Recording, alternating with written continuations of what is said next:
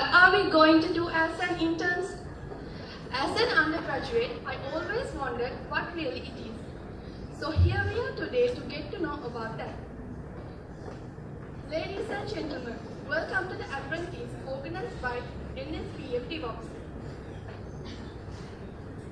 DevOps is a gathering of computing students here in NSBM to gain sharpened programming skills and the knowledge of new programming methodologies by sharing and self-learning.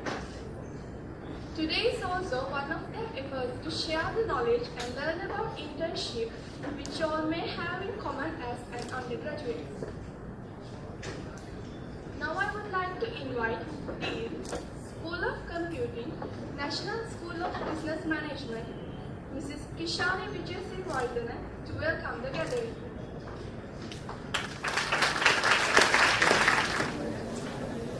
Distinguished panel members, academics of NSBM, and my dear students. So, most of the time when I'm coming up, it's about academic matters, or it can be a lecturer also. So, mainly focusing highly on studies, right? But today, you are here not to listen for lectures, to see where you're going to stand once you finished your studies, right? And also the way that our program is being structured, it is not D at the end. Most of our industrial training programs are focusing while you are studying. So after the first and the second year is being completed, once you gather enough academic knowledge, right, the theories, then you are ready to go and practice your skills outside. So that is where the industry is coming in. So let me thank again all the distinguished organizations and their members who are representing here. We are honored to have 99X Technologies, IFS, WSO2, Intern, and LeapSec. These are the few companies who are representing here. So once again, let me thank the top officials who are here to gather and share their knowledge with our students. And I hope you will find this forum very valuable and have a very productive 3 hours of time. And also see the things which you have learned over the years, where they are going to fit in, and what the industry is looking at, and how you're going to place yourself in the industry, right? And I hope by now you have decided what you are going to be. You have a particular idea whom you're going to be once you are going outside? කවුද වෙන්නේ කියලා දැන් තීරණය කරලා ඉවරද? Maybe not yet. So I hope that you will get the maximum out of these sessions. Try to find out what is out there, right? What different companies are looking at you as interns. And I hope you will get the maximum from this forum. So once again, thank you everybody, and also a special thank goes for the organization team, DevOps of NSBM, to organizing this event. And have a fruitful day and get the maximum. Thank you. Now let's move on to the topic, internship. I know it's interesting to all of you. As I mentioned earlier, I'm also a lot interested. So how do you think it is going to be? What sort of an environment you are going to work in? So Shafraz Rahim, our NSBM student, is here to talk about his pre-internship experience with us today. And I got 20 minutes to make some value into your life. Unfortunately, I can't be speaking through a mic because I'm louder than that. So unfortunately, I'm not going to do that. Let me give you a brief introduction about myself. I'm Shafraz Rahim. I work for Dalab Asiada and a division called Product and Service Innovation. As long as that, I've been working with SLB College, Connect Lanka, and also UNDP and United Nations, and I am a proud Google Student Ambassador, along with Pasinda De Silva and Rashmiga, who will be speaking in a while, for Southeast Asian region. That's a small introduction about myself. Today, what I am thinking of telling it to you is 3 things. 1. Who gets the internships? 2. My personal experience. 3. What would you need to get an internship in a bigger company? 3 things. Okay. Let me start off with first one. Who gets the internship? In my 4 years of job finding experience, not job working experience, job finding experience, there are 4 types of people who gets internships. Number 1, whom are overly qualified. Okay, say for an example, one of my friend, she is doing MIS. MIS people, anyone? Okay, there you go. MIS. Along with that, she is doing an HR degree, and she is working at Spence. One of my friend who studies with me at NSBM, MIS degree, and she got CIMA, and she is working for us. Okay, that's first type. Type number 2, people who get hands-on experience. Okay, hands-on experience in the sense you learn something and you make into the practice. Okay, that's the second type. Third type, people who are fit. Okay, if you have a large body, brother, you have a chance. If you have a nice face, lady, you have a chance. Okay, if I'm lying, I'm dying. Okay, that's the third type. But when it comes to sustainability, people like that kind of show the drawbacks while they're working. So even though if you have a nice large body and you have a nice slim face, doesn't mean that you can sustain the job. Okay, keep that in mind. Type number 4, you need to have a connection inside the company. One of my friend and me applied for a company, large company in Sri Lanka. While he was repeating for his diploma, I got a first class honors. And he got into the internship and not me. It's simply because his mother got a connection with that company's name.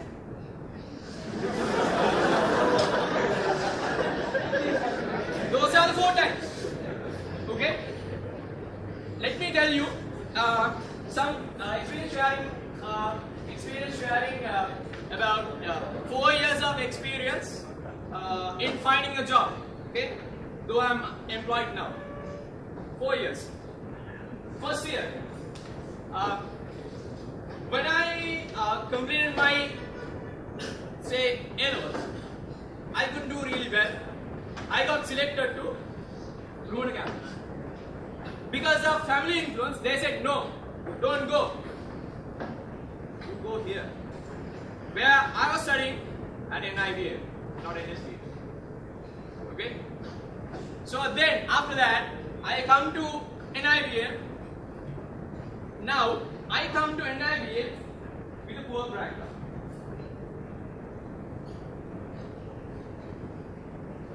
I didn't have money to fund for my whole degree. I do know there are people like that, as like me. Okay? I didn't have money. So what I did was, I keep on applying for all the companies that I had. Okay? And I get a call. Back then, it was Euro Central East. But I was afraid to face the interview. It was management training. But I was afraid to go and face that interview. Okay? Then I call back and say, madam, sorry, I won't be able to come. Puta, you did a really big mistake because you had informed me that when I was calling you. Okay. That's the first mistake I do. If by chance, if I got into Irascent EDC by now, I am a person with 4 years experience, not 4 months experience. Okay? Keep that in mind. Now, I'm an first year. අපේ අම්මා මට fund කරන්නේ first year එකට එයා ගාව තිබිච්ච බඩු රත්තරන් බඩු ටික උගස් කළා 110,000 rupees. Okay, now I have an ambition that I want to somehow find the money first, second year, third year, fourth year. Okay, how am I going to do this? It was a big question. By the time in first year, I kept starting learning by myself and with the help of the lecturers Java. Okay, so what I do is I start doing projects. I keep start doing projects. My first project was a library system, which is not enough right now. Okay, I did an inventory system like that. Library system. Oh, finally project එකක් ආවම හැමදාම කරන්නේ මොනවාද? Web based ordering system, pizza ordering system, book reservation system. We have a portfolio of nice set of projects which we gonna do, right? Am I correct or not? Okay. So in that case, I also did the same first year. So I started earning now. Now I come to my second year. Second year, by that time, I had only 50,000 rupees, which I have collected. Which means another 60,000 is remaining. What am I gonna do now? Somehow, one of my aunt, she funds me and says, Buddha, do your second year as well. I didn't want to do my second year because I didn't have money. But somehow, she funds me and says, Buddha, go and do it. Because there you find your very own future. Okay? So I started my second year. Again, I started doing my projects. At the same time, I'm good in this, what you call social work. So I started working with for United Nations volunteers. At the same time, I get one of my friends comes to me and say, hey, look, you are good in writing. Can you do some documentation for me? Or assignments language So other university students, they come to me and say, Macha, I'll pay for you. Can you do this assignment for me? So I started doing that. Okay?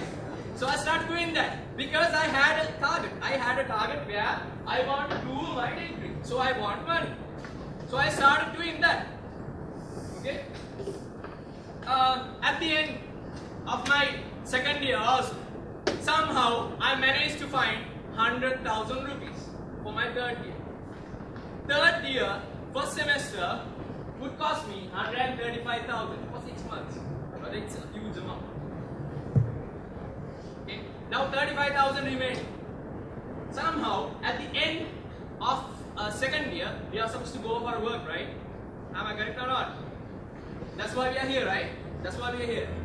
At the end of your second year, you'll be placed into an internship or full-time job opportunity. Because that's a really big advantage when it comes to NSBM or NSBM student, where they get full-time working experience while they study part-time. Okay? So when it comes to that, one of my friends said me, I was in Connect Lanka as a core member, as a volunteer. I didn't get paid because I had a crazy desire. Okay, there are people like me who need help. That's social work. Don't get paid any single penny. Okay? So at that time he asked me, Macha, there's a project is been outsourced in Sri Lanka from Switzerland. Would you like to take that over? I said yeah, because they're gonna pay me a lot of money. and I had target to complete my degree. Okay, so that was the first time I get into a job as the assistant manager for a project called End Ignorance. Then I do this project, and I started on, oh my god, 10 minutes left. And I started on doing this project, and they finished this project in 7 months, which means in 2030 March. Once done that, I'm no way. No way anyway. No way. So I started applying for all these companies. To be frank, till I got into the job at Dialog, I have gone for 23 interviews. මට කඩපාඩමින් කියන්න පුළුවන් අර ප්‍රශ්නයක් අහනවනේ, tell me about yourself. Right? So I'm really good in that. At that same time, I have gone for many companies, for many interviews, and I keep how desperate I was at that time. For 7 months without a job, okay? Without a job, every 7 months, what I do, every in the morning, I go to Top Jobs and check. I go to LinkedIn and keep on adding all these people in the big companies, okay? And then I send them requests, I send them, sir, I am capable of this, I am capable of that. Give me an opportunity, I'll show you who I am. Right again? So it's that. Then back in that, I kept on asking myself, what is wrong with me? While others are working, what's wrong with me? Okay? So I realized that even though I have done projects, even though I have done a lot of social work, even though I have worked for an NGO for 7 months, it didn't work for me to get into a big company, big technological company in Sri Lanka. Who's coming from a technical background? MIS, CS, anyone else? Guys, raise your hand. It's early in the morning. Okay? And then somehow, I get a chance. By the time I was applying for all these companies, I get a chance to apply for Google Student Ambassador, which was happening for the first time in Sri Lanka. And I applied. 1 month down the lane, I get an email saying, you have got selected. That was the turning point in my whole life. Because back then, there was an event called ZDX where Dialog has sponsored for some small parts. And then I sent a CV to them.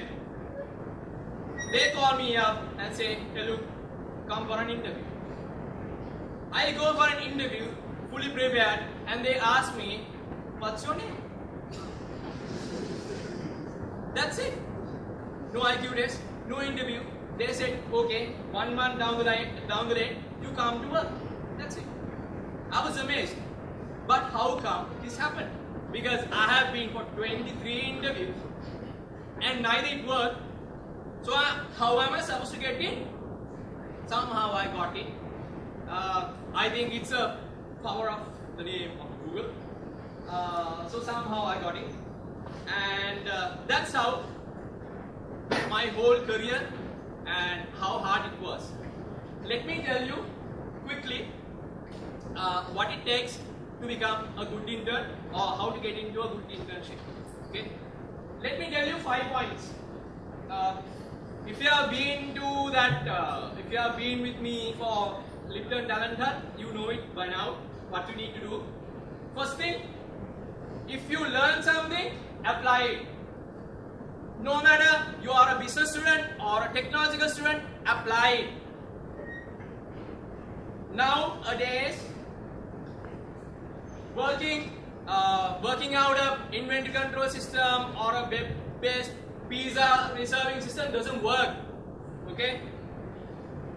Go and find, learn all are capable of learning, right? You are not small kids now to be spoon-fed. Keep that in mind. First thing, apply what you learn. And keep in mind, competitions really meaningful and really important, powerful. Apply for competitions, go for that. Challenge yourself, challenge the other university people. Okay? That's how you build yourself. And if you are a technological person, commit for open source projects. And be active in technological forums. And if you are a business student or an MI student, keep in mind your skill, presentation skill is super important. Okay?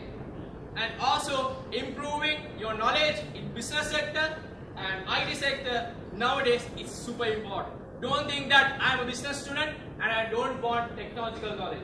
You definitely need that. Okay? That's another point.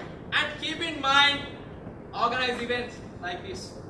It's beneficial to yourself and also beneficial for others as well.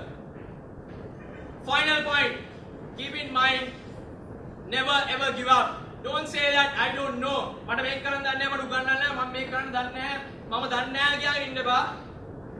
You are capable of doing.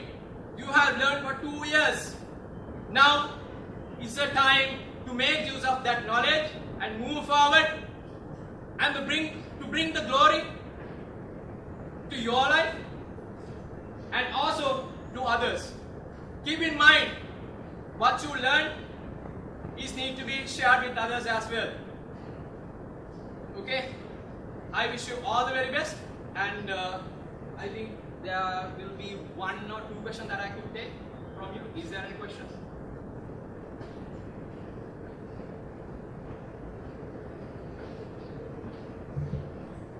It seems like no. So thanks a lot for hearing to me for all this boring stuff which I say. Okay. So thanks a lot. I wish you all the very best, and keep in touch. If there's any sort of advice you need or help you need, just please ask any of these guys. Okay. They are always there to help you. Keep in mind. Never give up. Thank you. So you may have an idea about how you should get prepared for the internship. Thank you, Shakras, for sharing your free internship experience with us. So now we know what we should do before internship. So do you know what if there is an internship period? For that, I would like to invite Rashmika Navaratna, a student from University of Moratuwa, to share the experience that he gained during internship.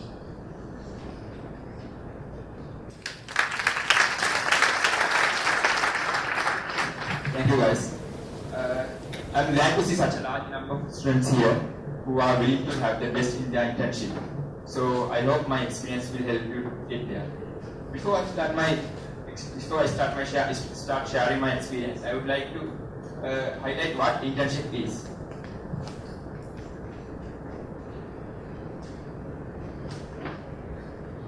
Yeah. At Intern Summit 2012. Dr. Chandana Gamage, Head of the Department of Computer Science and Engineering, University of Moratuwa, said that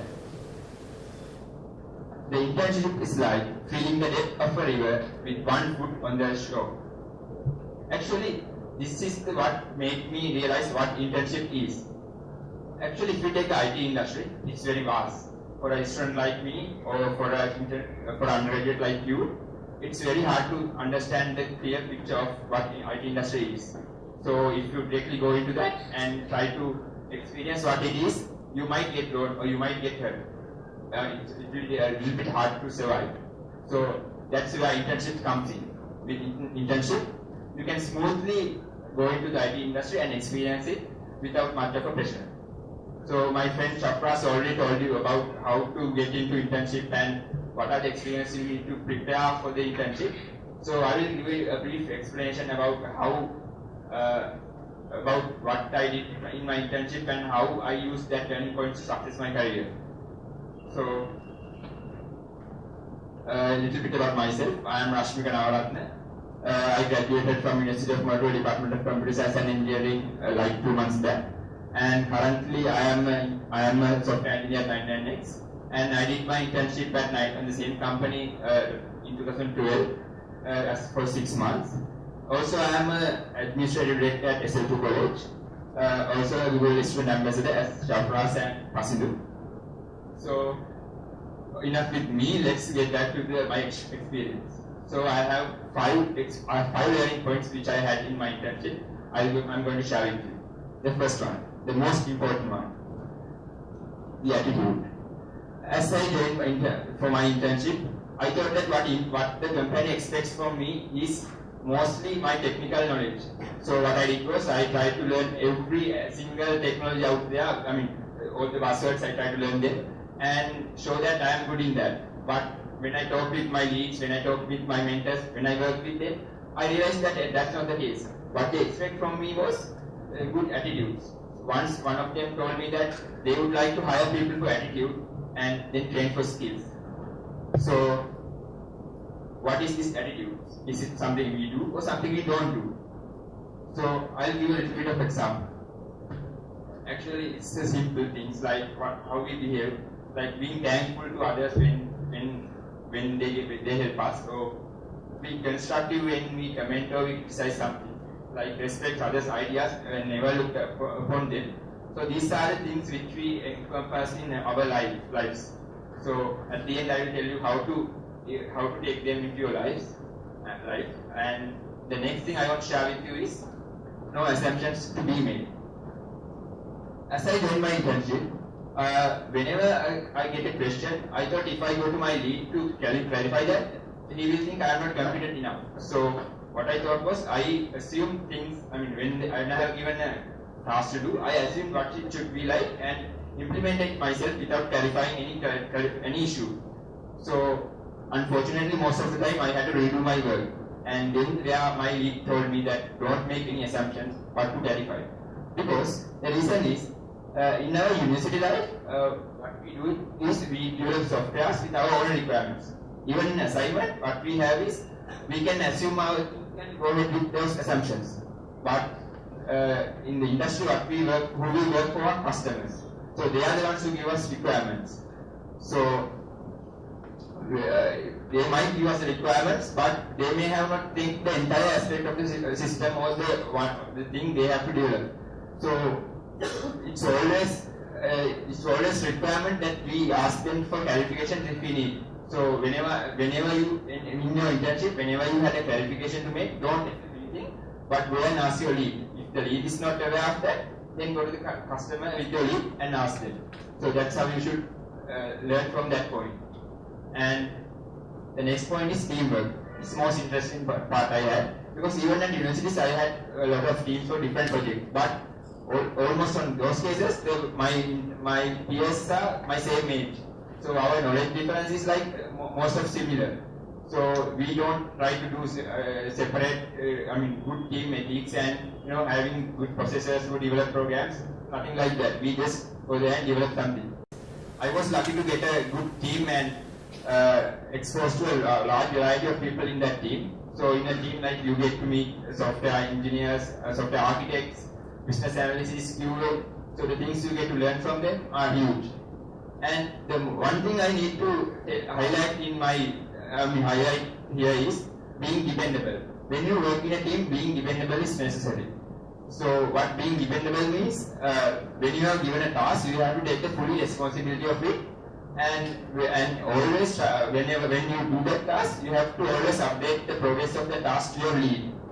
I can remember one of my lead is Hasitaya said that if you want to replace his work with someone else, he will choose the most dependable person rather than choosing the most technical guy.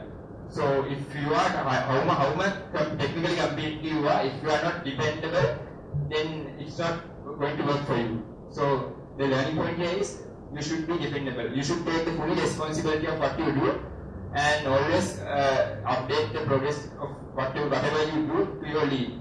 Actually, believe me, it really helped me in my final year project. In my final year project, I worked with some of our internal supervisors and some external supervisors from different companies. So in my project, I weekly updated them regarding what I do and how I'm progressing. So it really worked well, and they were really impressed at the end of the event, at the end of the project. So they were really impressed, and they agreed to carry on, continue the project with next year also. So that's a really good thing happened to me by being dependable.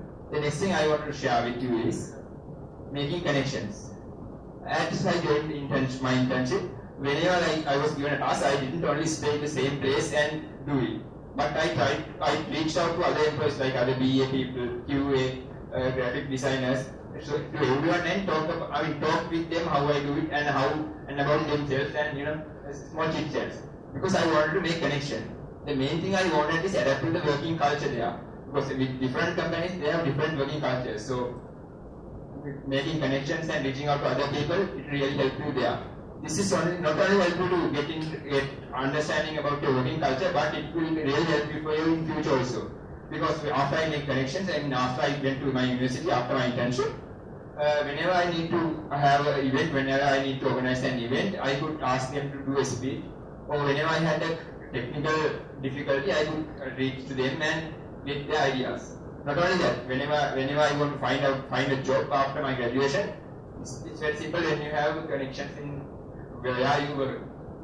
So, and also remember that in Sri Lanka the IT community is very small yet. So by making connections with others, you could be a part of that. Not only making connections will give you benefits, but it will at your internship you will find lots of friends from different universities. So you will make friends for life, or even maybe your life partner. So that's about making connections. So next thing I want to share is don't make your internship entirely about getting into technical background, but make it a place where you learn to live. So I was lucky to, at my internship I was lucky to involve in many activities like organizing many events, participating in many events, and doing different CSR activities for company. Those are the things really helped me in my life. And I want to quote one from Steve Jobs. He said that you can't connect the dots looking forward, but you can only connect them looking backwards. What this means? Basically, if you, after like 2 years, if you look back, you will really realize that this event make a huge difference to your life. After you become an intern or after you work, you may remember what Shafras told, maybe what I told, and of course what we'll be discussing in the panel discussion afterwards. So you are exposed to everything and create goals. That's what really it's about. And about thing that I'm sure Pasilan Chatu already also asked me to explain about how my internship learnings helped me to success in my career. Actually, the internship is my stepping stone.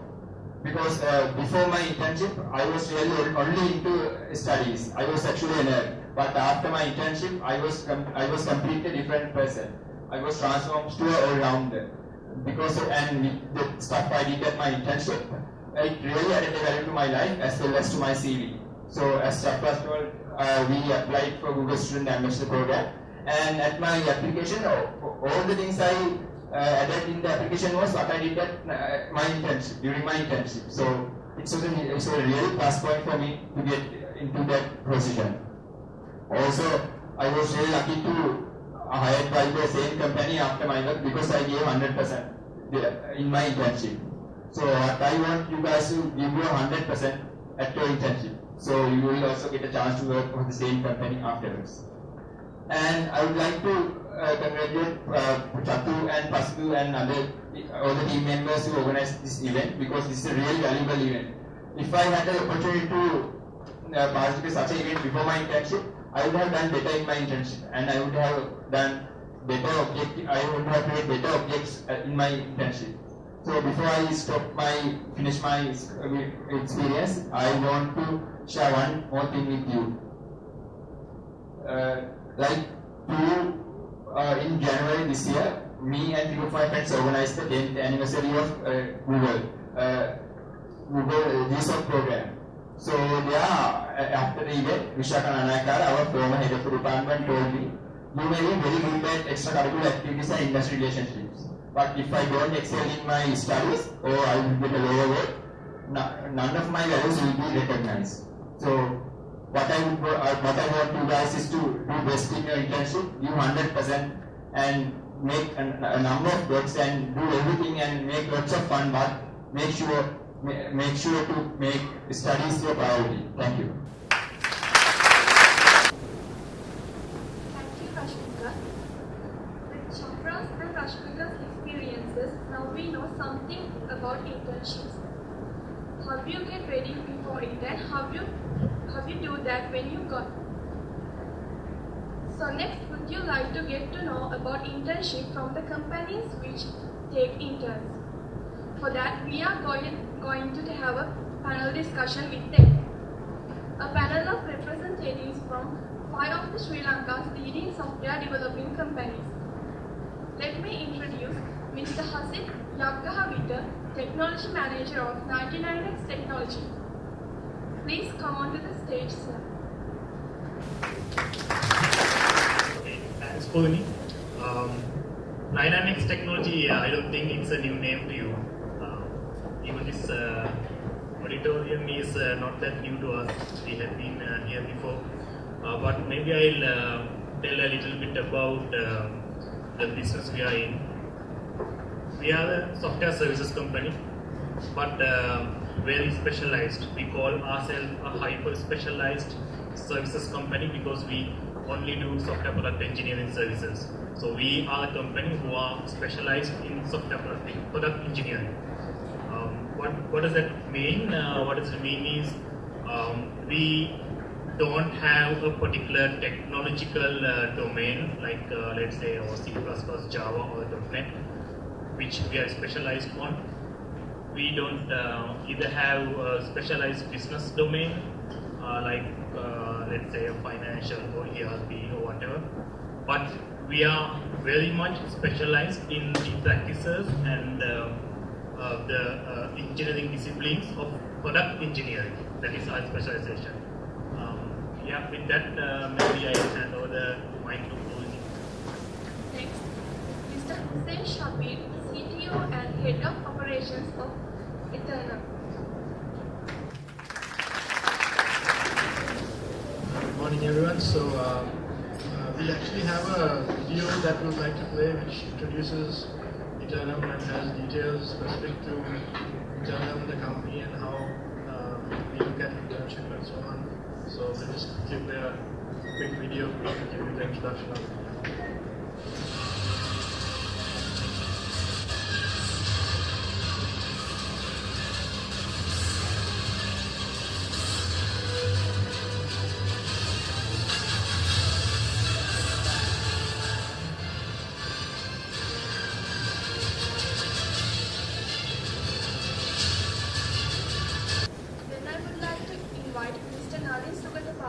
Manager Training of IFS.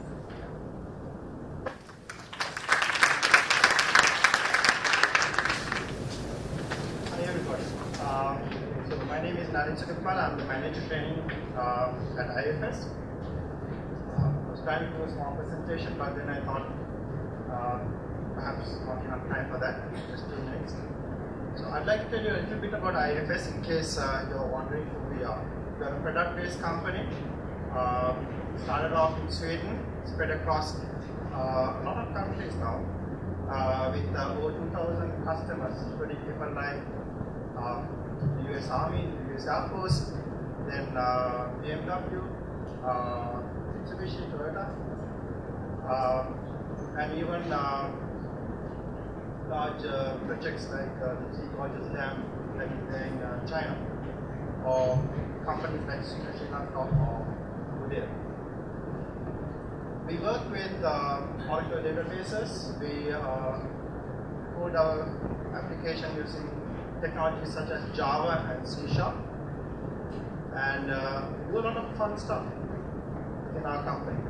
So let's see how things work out. And I hope to see most of you guys when you come for the internship interviews that we most likely be having.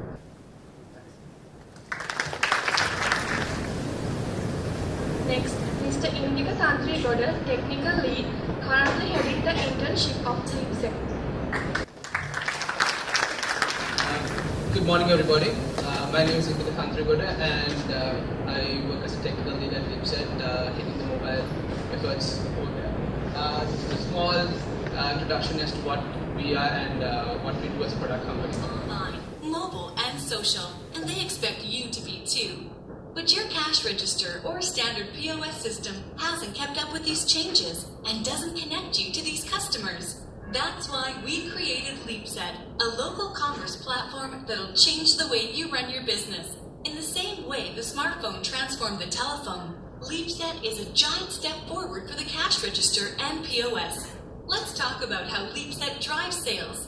Just like the smartphone, LeapSet is preloaded with apps that increase sales by allowing customers to place orders right from their smartphones, and a rewards program that transforms occasional purchasers to loyal customers.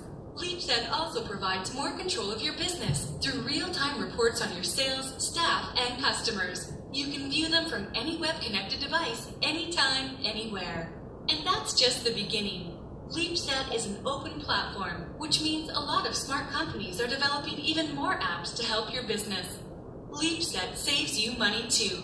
Instead of thousands up front for a traditional POS system, LeapSet is available for a low monthly fee. There's no hidden cost and no long-term contract. Let's work together to make your restaurant a success in the digital age. We're committed to it because we grow when you grow. So that was a quick introduction on LeapSet. We're basically a company that provides an integrated platform and a suite of products to restaurants and their customers to run their businesses. And this is just a brief introduction of what we do.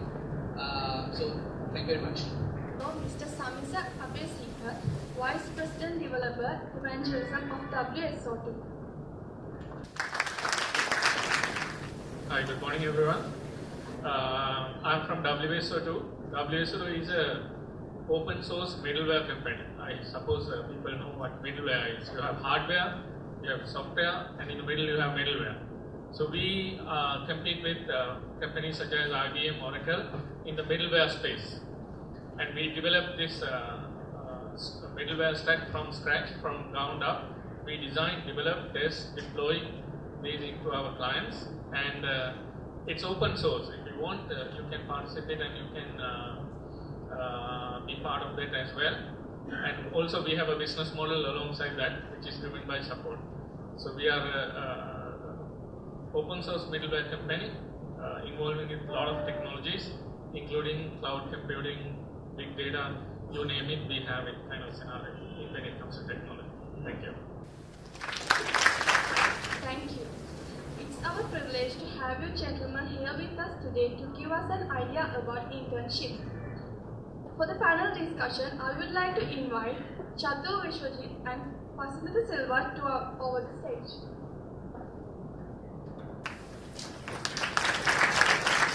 Let's see what our NSBM people say about the internship. No idea. No idea. Internship? Internship කියන්නේ මොකක්ද? නේ මොකද මුලයක් අතරම? Internship? ඔව්. ඒ මොකද වගේ? ඒක තියෙනවා.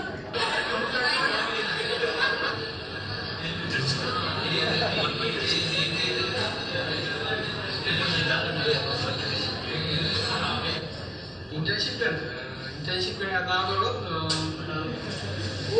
internship කිව්වම වැදගත් දෙයක් තමයි internship එක කියන්නේ ඇත්තටම.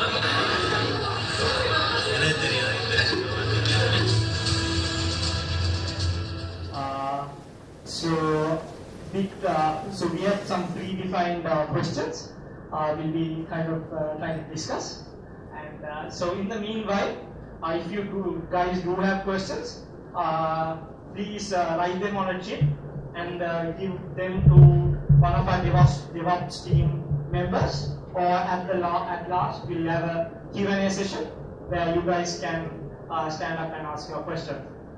So a brief, because reason we actually wanted to organize this was because in September most of our students will be going to finishing their full time and going kind of part time, and they'll have to do an internship. So we thought that this would be a very good time to kind of have and let you guys know what internship is and kind of know about it. So yeah, Chadu, we have the first question, is it? I would like to pass this question to DeepSet first. How your company see internship? Thanks, Dr. So, at DeepSet, we see interns as individuals that has potential to transform an idea into value within a very short time. So DeepSet is basically about 2 years old, and we actually startup. So we'd like to embrace that startup culture and give a taste of what startup and entrepreneurial skills, whatever we can, to the interns. So to that extent, we create our internship program around giving a taste of what internship, how to run a startup, how to think in terms of doing a startup, how to think as an entrepreneur, and we try to guide them to build a product from idea from inception to execution. So we basically see interns as someone that can take an idea and execute it within a given short period of time to create a very high value. We don't like actually to see internship as a platform for your next job. I don't think that is the whole idea of it. Or we don't like to see companies taking internship as sorry for saying this, as cheap labor. That is not the case. If you look at a startup company, the difference between a startup company and an enterprise is significant. In a startup, if you look at a startup, I'm talking about companies, not about internships, right? If you look at a startup, the whole purpose of a startup is to be a temporary organization where it will go and search for a business model which is valid for the foreseeing future. So we see the internship the same way. We see internship as a platform where you can find your passion in your life.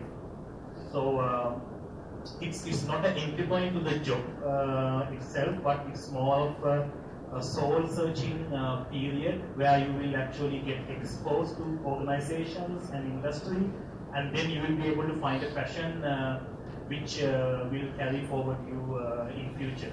That's how we see internship at 90%.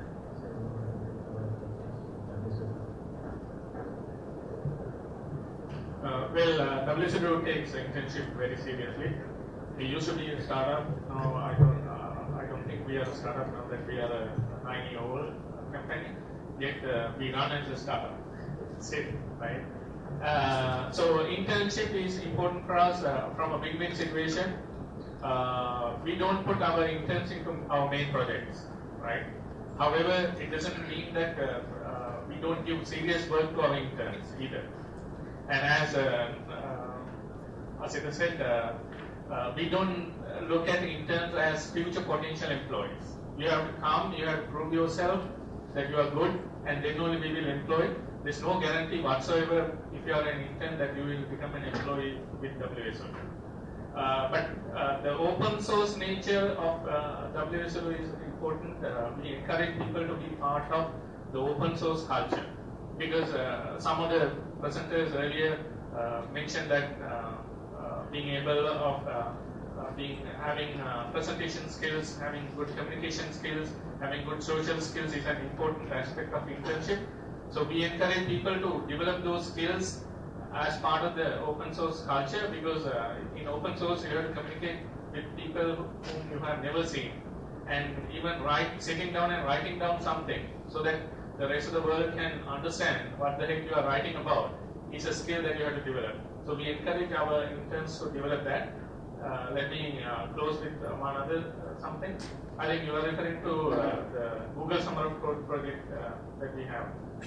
We being an open source company, Google have accepted us as a mentoring organization. So if you are interested in open source, you can participate in GSOC as well. Unfortunately, the student registration is over now, but that part of open source aspect is also there with WSO.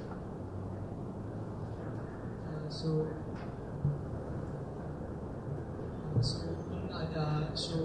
one thing we found out about IFS is, and for preparation when we were searching for internships, we saw some blog posts and we could kind of find something on the website. So the kind of question is, do interns need a specialized program? For IFS? IFS or any internship? The way I see it, and I think there was one person who made a very valid point. Internship is an opportunity for you to test the water on the show. You are stepping into the grill. And it's a opportunity for the students to get an understanding of what it is like to work within the industry. Their O-levels, they have finished their A-levels, and those are two totally different experiences. You come to university, a new experience again, and now you're looking to start working, and that's another experience. And the thing with new experiences is that unless you're prepared, it's very easy to make mistakes. And when it comes to the industry, it's always good to be well prepared. And internship does just that. It prepares you to join the industry as a whole. So do you need to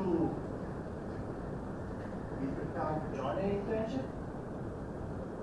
Well, yes, you should join an internship with the understanding that this is what you want to do for the rest of your life. So that preparation should be there. And you should take an internship that will make you feel happy about the kind of work that you're going to do in the future. That preparation. Rather than that, I don't think so.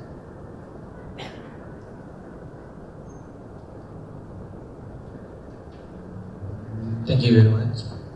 I need to ask this question for Intern.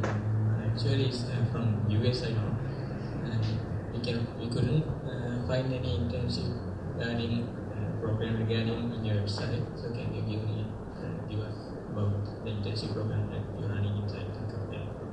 Yeah, I think that's because it's a very top secret classified program that we are running. No, actually, our website is more targeted towards the customers and so on. But just to give you a brief idea about the experience that interns get at there, while I agree with most of the comments, especially on the sea and the foot or the river, we have a slightly different take on the internships. We look at it from a swimming pool perspective and from a shallow versus a deep end perspective.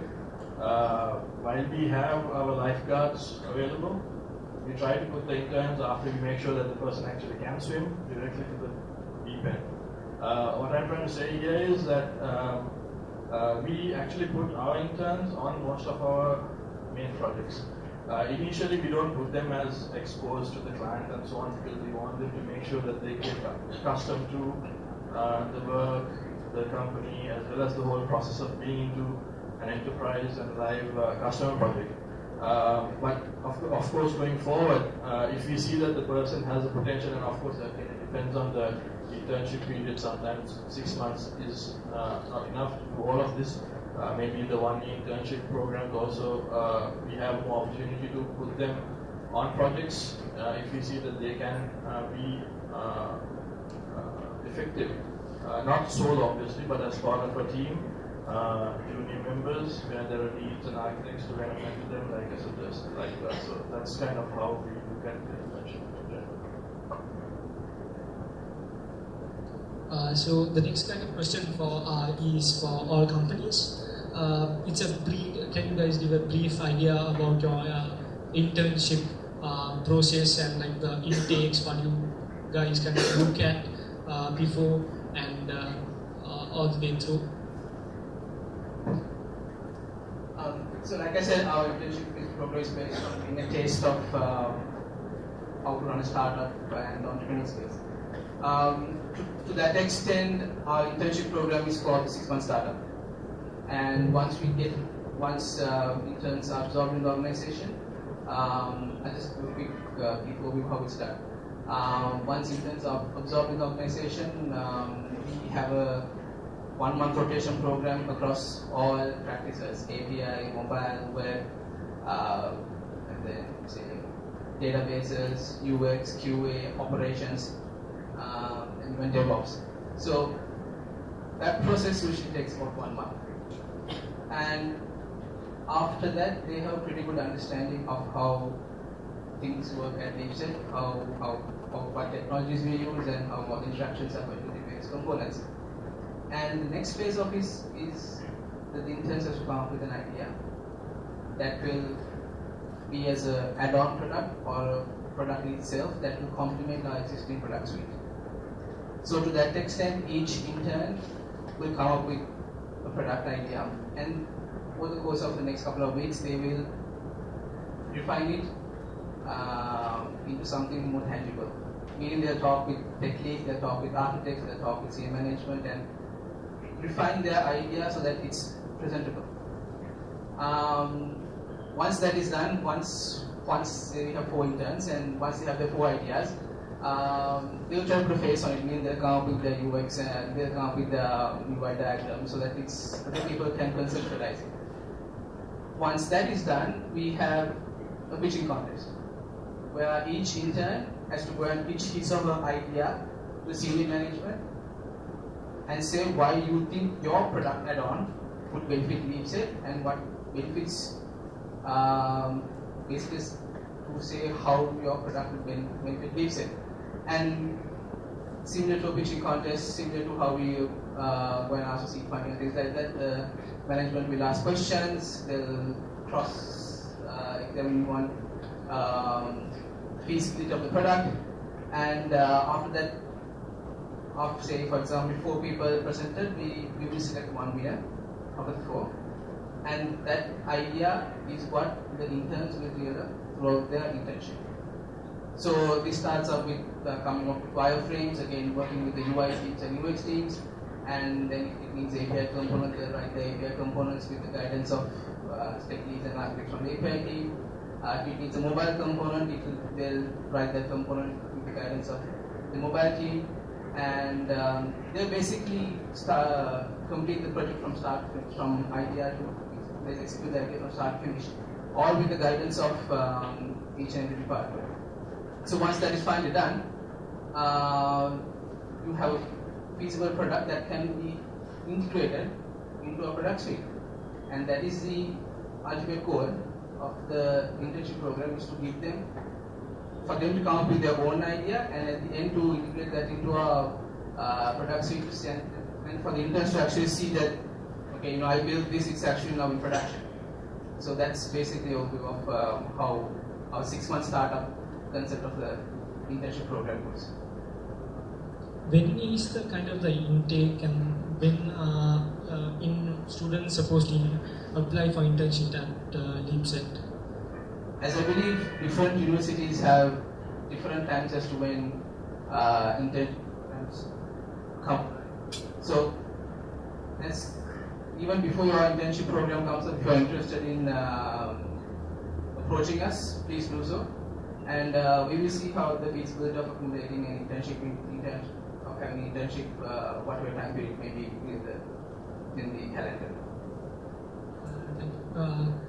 So Hasta, what is in 99X, as Ashwini had told me, it is a very fun field with experience internship program. So can you give a brief idea about it from start to kind of finish?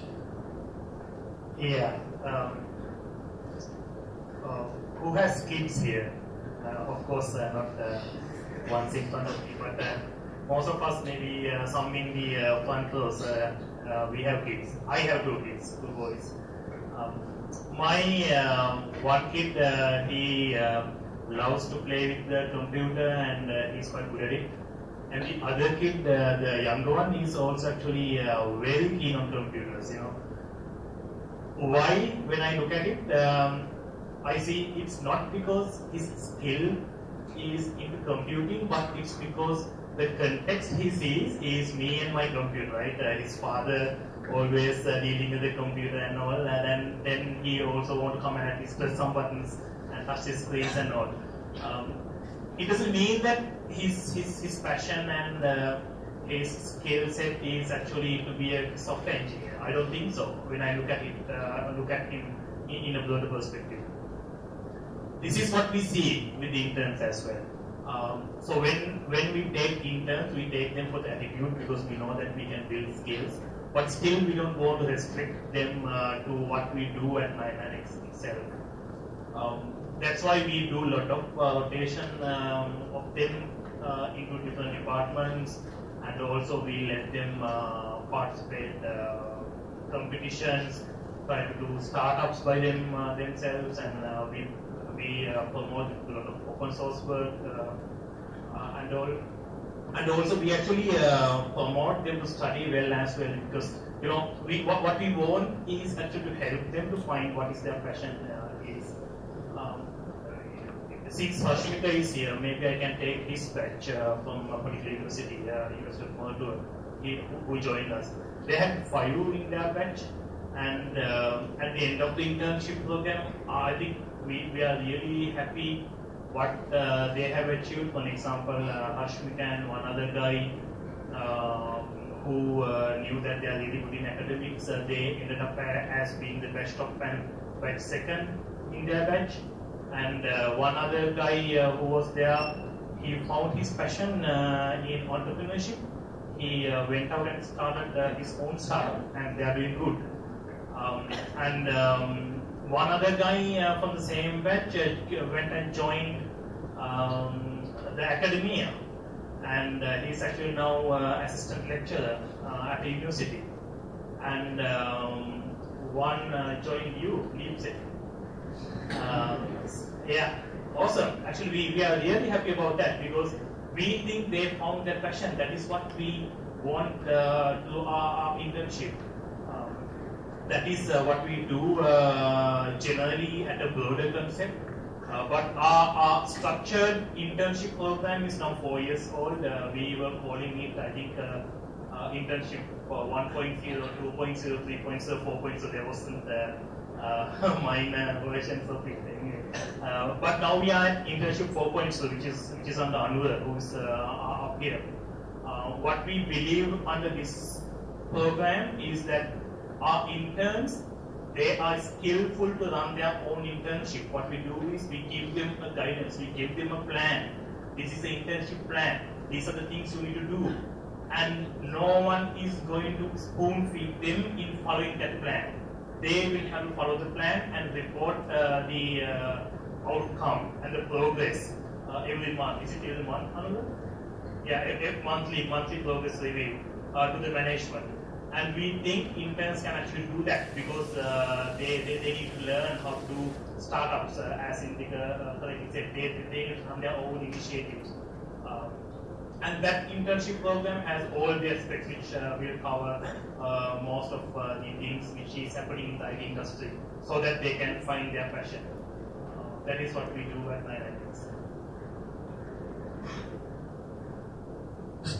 To edit, the only company that in my knowledge, I heard about the pre-internship program that also happening in academics. Five? Yeah, we call it pre-internship project experience, PIPE program. How it initiated is funny. At the time, the universities were closed, right, because of all the conflicts, all sort of conflicts. And then there were students who were yet to do the internship, but available doing nothing, and we thought of doing a program with them called pre-interns project experience. Very interestingly, they really found it very useful, and there was a lot of demand even after the first program to carry it forward. So now every year we do the PIPE program. It's not actually the internship program, but it's a different program, but that is done with the second year, I think second year students in the universities. Yeah. If anybody is willing to participate in that program, maybe you can contact the team up here. Thank you, Azraya. can you give the intakes? Do you have any intakes to get the interns every time in the year? No, but as Indika said, the most of the universities they have their own internship, and then we go with that. But in case NSBM is open to send interns at any time, maybe it's best that you approach as a university without actually sending individual CVs, because that makes our processes easier. And then we might be able to provide internship for I don't know what number that will be decided by the internship team. Okay, let's move to it. And can you give a brief description about your internship program? Yes, so actually at Intern we don't have a very structured, formalized program as such. What we, like I mentioned earlier, so our approach is to give them as much hands-on experience on projects as possible. Of course, there is a bit of process that comes into play before they come in, and during the first couple of months. So I think the selection, unfortunately, we can't take everyone, and we have kind of hoping to take from multiple institutes and universities. So we have a selection criteria. The selection criteria is actually the same as what we would use for associates of trainees. We consider interns at the same level. So once we have selected, again from calendar perspective, similar to the other companies, we follow the calendar of the other institutes. Once we select them, depending on the skill gap that we have, that we kind of identify, depending on what the person's interest is, if the person wants to look at mobile development as something that they want to pursue, if the person wants to do Java backend, if the person wants to do .NET, based on a skill gap, there is a bit of a training period. Again, that will depend on if there's no skill gap, they can, we can put their hands on a project from day one. But if not, we go through a custom-made training for that person, individual, and then we put them as a shadow on a project, and then from there, depending on how they progress, we take it from there. That's generally the timeline and the process for internship. Thank you. About WSO2, so actually we were there in like a couple of days back for JavaScript meetup, and many of the NSBM students were also there. They like instantly fall in love with the company and like the free food and everything mostly. So with that, what is the internship program, and is there like food limitations or anything for internships? You can eat as much as possible. By the end of the internship period, you'll be fat and maybe have diabetes. Alright, so at WSO2, we have a quota for each university, roughly, government and private sector. Right? We want to give equal opportunities to people. And at a time, we accommodate around 40 to 50 interns. Right? And WSO2, the employee count is 350 plus, so we can have enough mentors to accommodate that number of interns. Right? We interview when we take interns. When we interview, we look for two things. We look for what you have learned, because we are not supposed to teach you the fundamentals that you have learned here, right? So we look for your fundamentals, and like Asita said, we also look for attitude, because it is very hard to fix attitudes if people don't have right attitudes, right? So we look for those two when we are interviewing. We don't look much further in terms of interns when we are interviewing at the interview stage. Right. And then the internship program from this year has changed a bit from WSO perspective. We prefer 6 months internship. First 3 months we give them a training, and that training is not spoon feeding; it is a self-paced training. We have some sessions, but then up to a maximum of 3 months, you are supposed to learn a given set of technologies and products, etc., so that you will cover the whole spectrum of technologies that WSO covers. And if you are good, you can complete that in 2 weeks. If you are not that good, you can complete it in 1 month. But expectation is that up until 3 months, you have time to complete that. And the training program ends with a project to prove that what you have learned is really good. And then you will be transferred onto a product team where you go and work with product teams side by side, right? And then we also adopt the culture of push you into the deep end. Then people will not spoon feed you when you are in projects. You will be given tasks. You are supposed to do it on your own, your own seeking and R&D, etc., etc. That is the idea. And our experience shows that it works. Right? There are 40 plus interns we are having.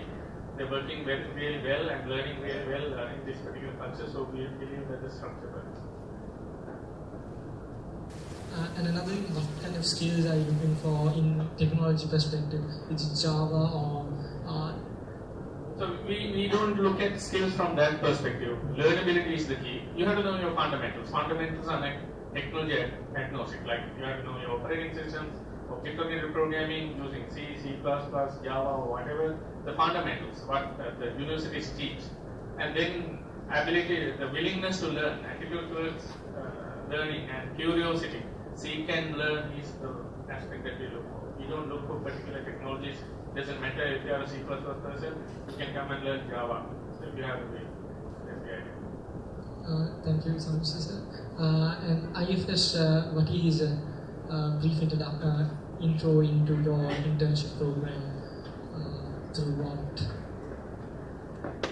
Right. So we have been providing internships for a long time now, and we have over 30 interns from various different universities taken in throughout the year, every year.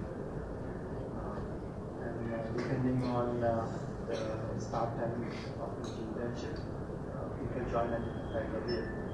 So for you guys also, it will be somewhat similar. We don't. We prefer 6 months and above for an internship. I think for you it's about 2 years. Up to 2 years internship, but time for us. The kind of work that we do. Was it part of the question? Yes. Okay. So we don't have a very strict process as such. It all depends on the intern, their interests, what kind of projects that we have at hand. But we do get our interns to do a lot of research type projects where they look into emerging trends and see how that can work with our applications. We also get them to work with tool development.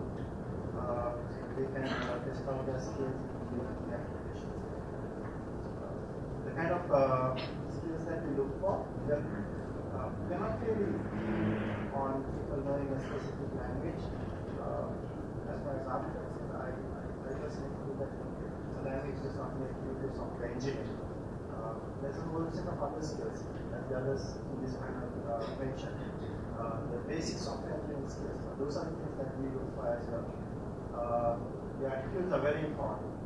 And also, I personally prefer people who have a passion for software engineering, who like to do projects, who like to develop software, join us as well. So, when you conclude that question, I think the passion and attitude is the most valuable thing that you want to get if you want to get into the internship. I think, like speaker said, most interns go for interns just after second year, right? And by that time, you really don't have an idea whether you're going to be a Java developer or C# developer, a QA person, or they're going to be engineering operations. So, just to reflect on what everyone was saying, I think it's very important to have your basics, your programming fundamentals, your object-oriented concepts, everything right in place. Because learning a language, once you know your basics, it's not something that's difficult, right? You write a couple of programs and you get to know the basics. You can do it pretty fast, but if you know your fundamentals, that process just makes it much more easy and fun. So, knowing your fundamentals by the second year, maybe in whatever language, is very important when you join your organization and you start to work with their technologies. Yeah, this is an open question. We all have professional development kind of workshops, maybe about leadership. And I think like a couple of years back, there was the internship summit, which was I think organized by the interns at 99X. So is there any kind of programs to do everything else other than kind of technology, maybe for their future?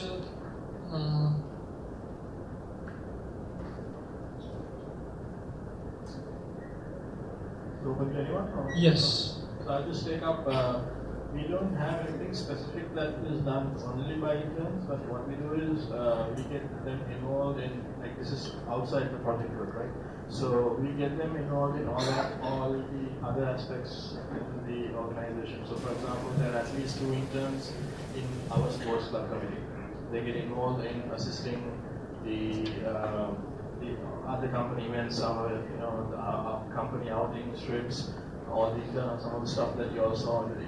Apart from that, we also launched the magazine recently, which is Internist. I think some of you have seen it. So we have interns participating, writing articles, and those type of things in that. So we don't have specific things that only interns do, but we kind of, like I said, we consider them as part of the company, not separate, and therefore they are part of all the other events that we do at the office.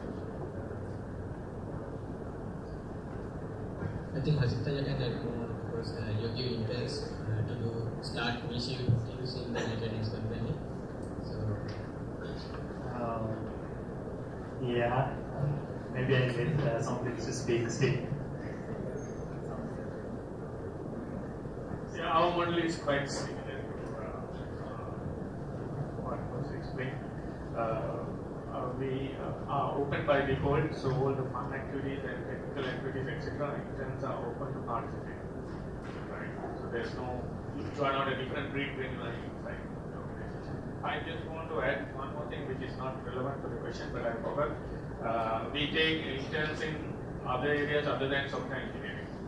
Right? So that, technical sales, marketing, sales only, etc. are also important to mention that we take interns in those areas as well. I don't know whether the crowd is the right crowd, but just to remember, remind. Actually, some of the management has also participated in the event. IFSPU, do you give interns chance to initiatives or some kind of activities inside IFS? Yeah, I mean, we have a lot of different things that take place throughout the year.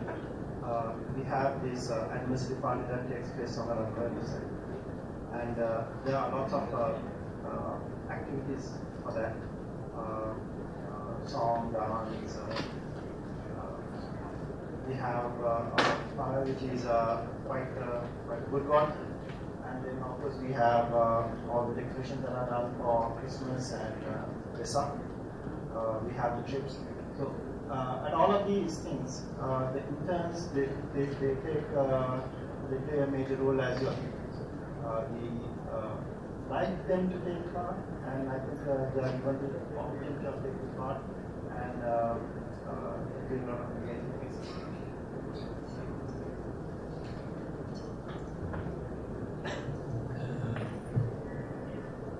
After when intern joined your company, what platform you are developing and what the technologies normally you use in the company? Is there any free experience or they can get into it and train by themselves? Right. So at IFS, we work with a number of different technologies, from Oracle databases to JE application servers to .NET clients to Android mobile clients. The projects that we have, they are normally given depending on availability, the interest of the students, and their aptitude. So there is no specific technology or platform that they need to do. As long as they are good software engineers, we feel that they can make the necessary adjustments as and when required.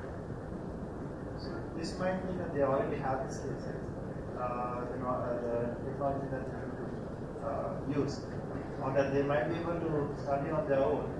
Or we do have formal training sessions that take place for our internal employees. And if there's something that is going on which is relevant to them, they can join in as well. Okay, in WSO2, as I mentioned in my introduction, we use a lot of technologies across the product platform. We have about 20 plus products if you want to look at it from the product perspective. So I wouldn't say an intern who's coming into WSO2 will get to learn all these technologies. You can't learn them as such. It's complicated. But if you have the curiosity and the will, everything is open. You can be part of it, come and learn.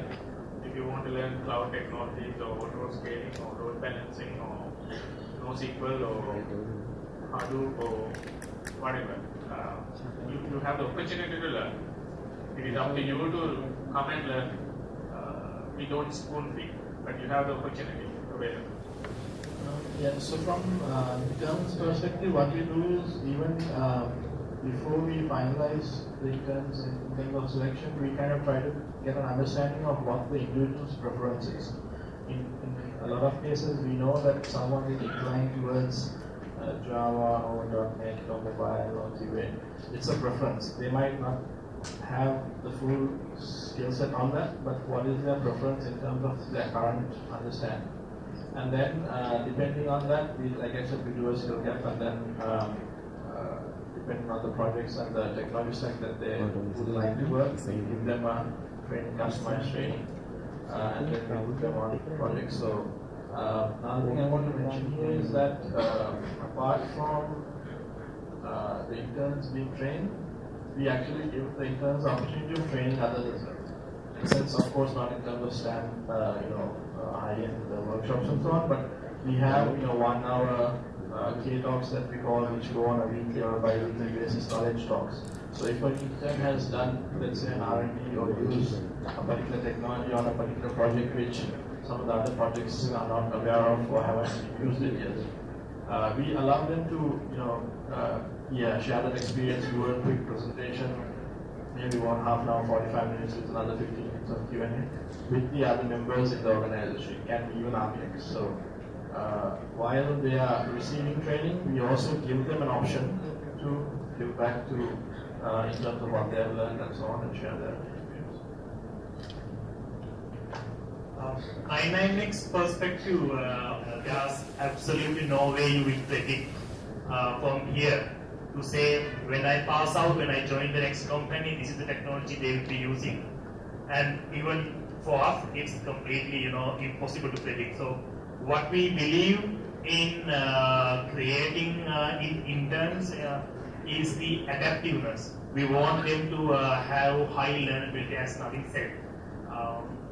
So what we expect you to have is on one side your adaptability into new technologies, different technologies, etc., and your adaptability into facing different business domains, challenges, and customer facing, communicating with the customers, keep them happy, and thinking from the user perspective, how the user experience should be in a particular product.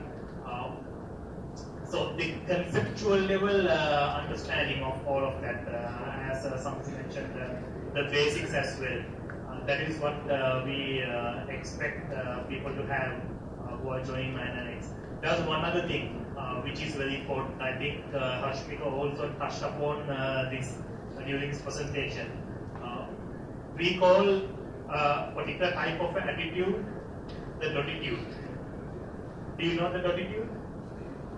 Who knows dotitude, the meaning of the word dotitude? Nobody? Okay. Dotitude is actually your attitude of making dots.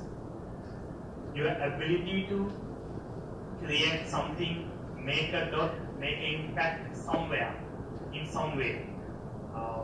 Even the things you do here today, this is a big dot for your whole organization. And it's a big dot for Chatu and Vasudu. And also it's a dot for Purni, right? I know her name because she did the computing today. It's a dot. So we would like you to create dots as much as possible while you are in the university. Then it will be much easier for you to get picked into the companies. Like there are enough dots available where you can contribute. Like even if you take the panel here, the companies, we all provide a lot of dots, right? If you have a smart idea, go and talk to somebody at Intern, or WSO is providing so many opportunities to you in open source world. Why don't you make use of them? Why don't you make contact?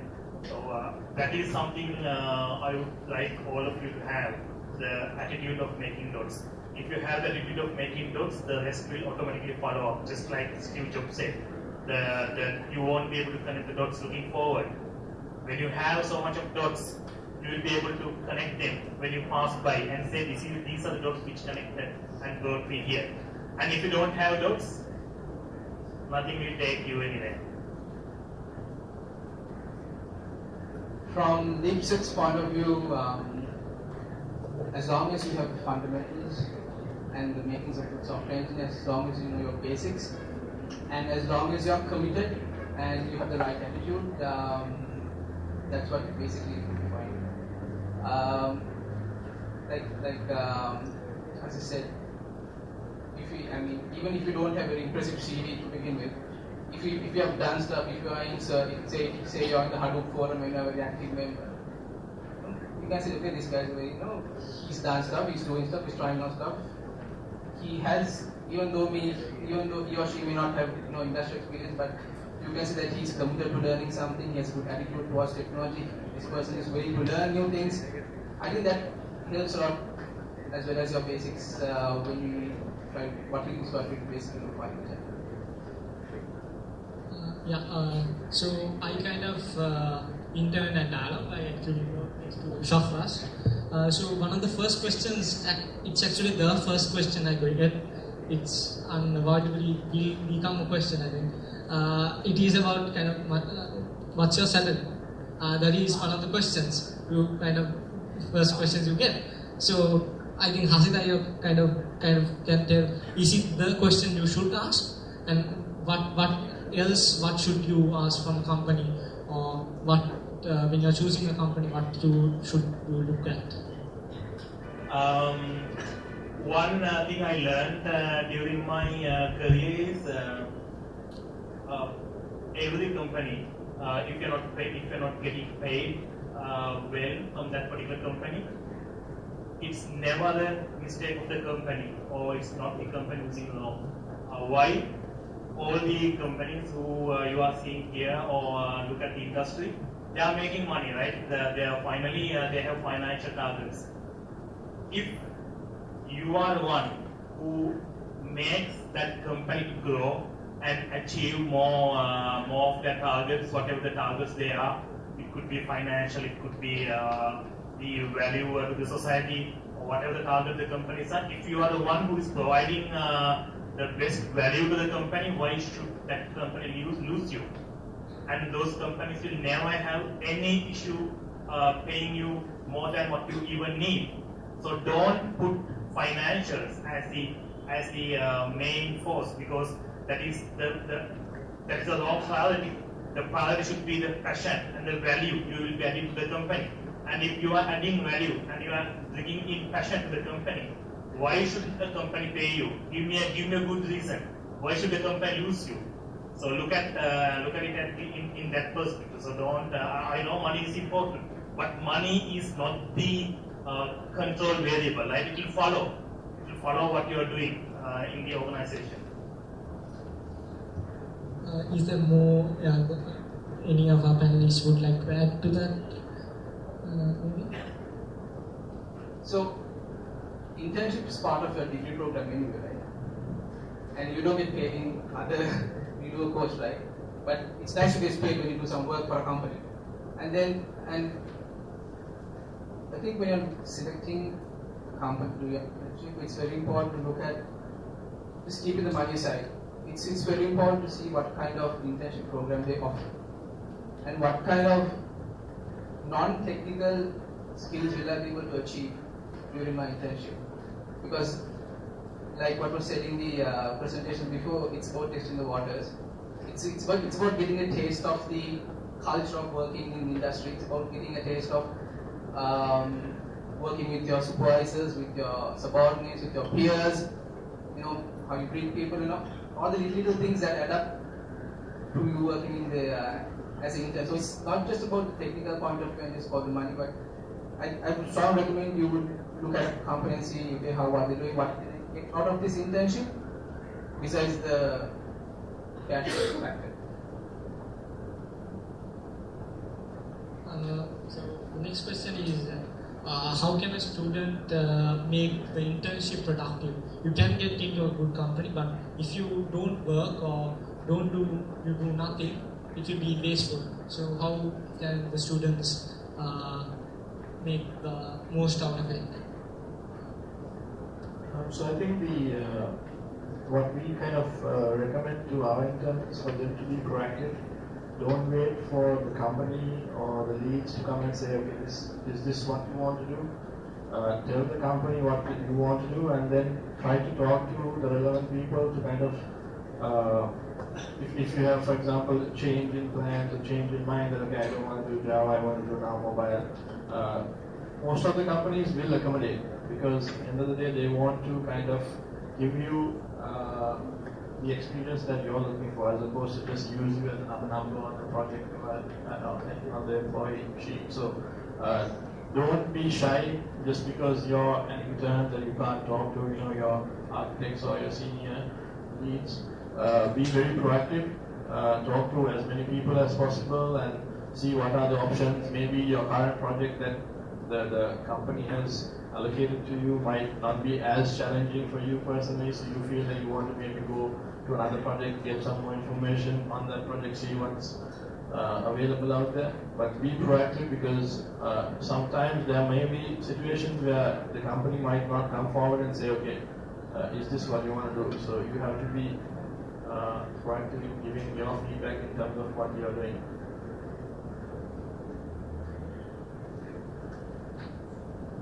So the same thing. I cannot agree more with the fact of being proactive, because usually the idea is that companies have enough work always, right? They don't have enough people to get the job done. So if you are willing, you can come in, chime in, be part of it and get the job done, and in the process you can learn stuff out of it, right? One of the key problems with interns or new graduates, etc., that we see is that they are not willing to take risks. If you are not willing to take risks, you can never learn. And the biggest thing about your career is that the first 2 years of your career matters a lot. You have to focus, forget about salary and everything, focus on learning. And if you want to learn, take risks, go out there, ask for work and learn out of that. Make mistakes and learn out of that. Don't ask for permission, ask for forgiveness. And also the other important point that was there in this presentation was the fact that people make assumptions. If you don't know, don't make assumptions, go and just ask. So if you don't know whether it is okay to do that, don't sit down, assume, and worse yet, don't ask another intern. That's worse, right? It's like blind, trying to lead blind. Go and ask senior people. That's really important.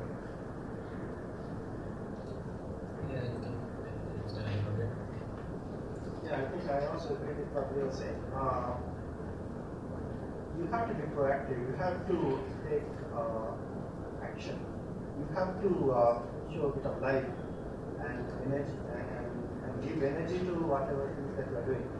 I think that's the most important, because when you do that, then you will find that you are actually in the middle of all the really good things, and that gets you all the experience that you need to go out there and find a perfect job for you once you finish your internship. That's the next question.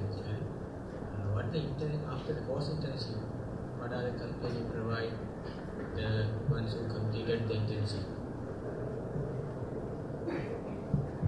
I think like WSO2 helps students for higher education.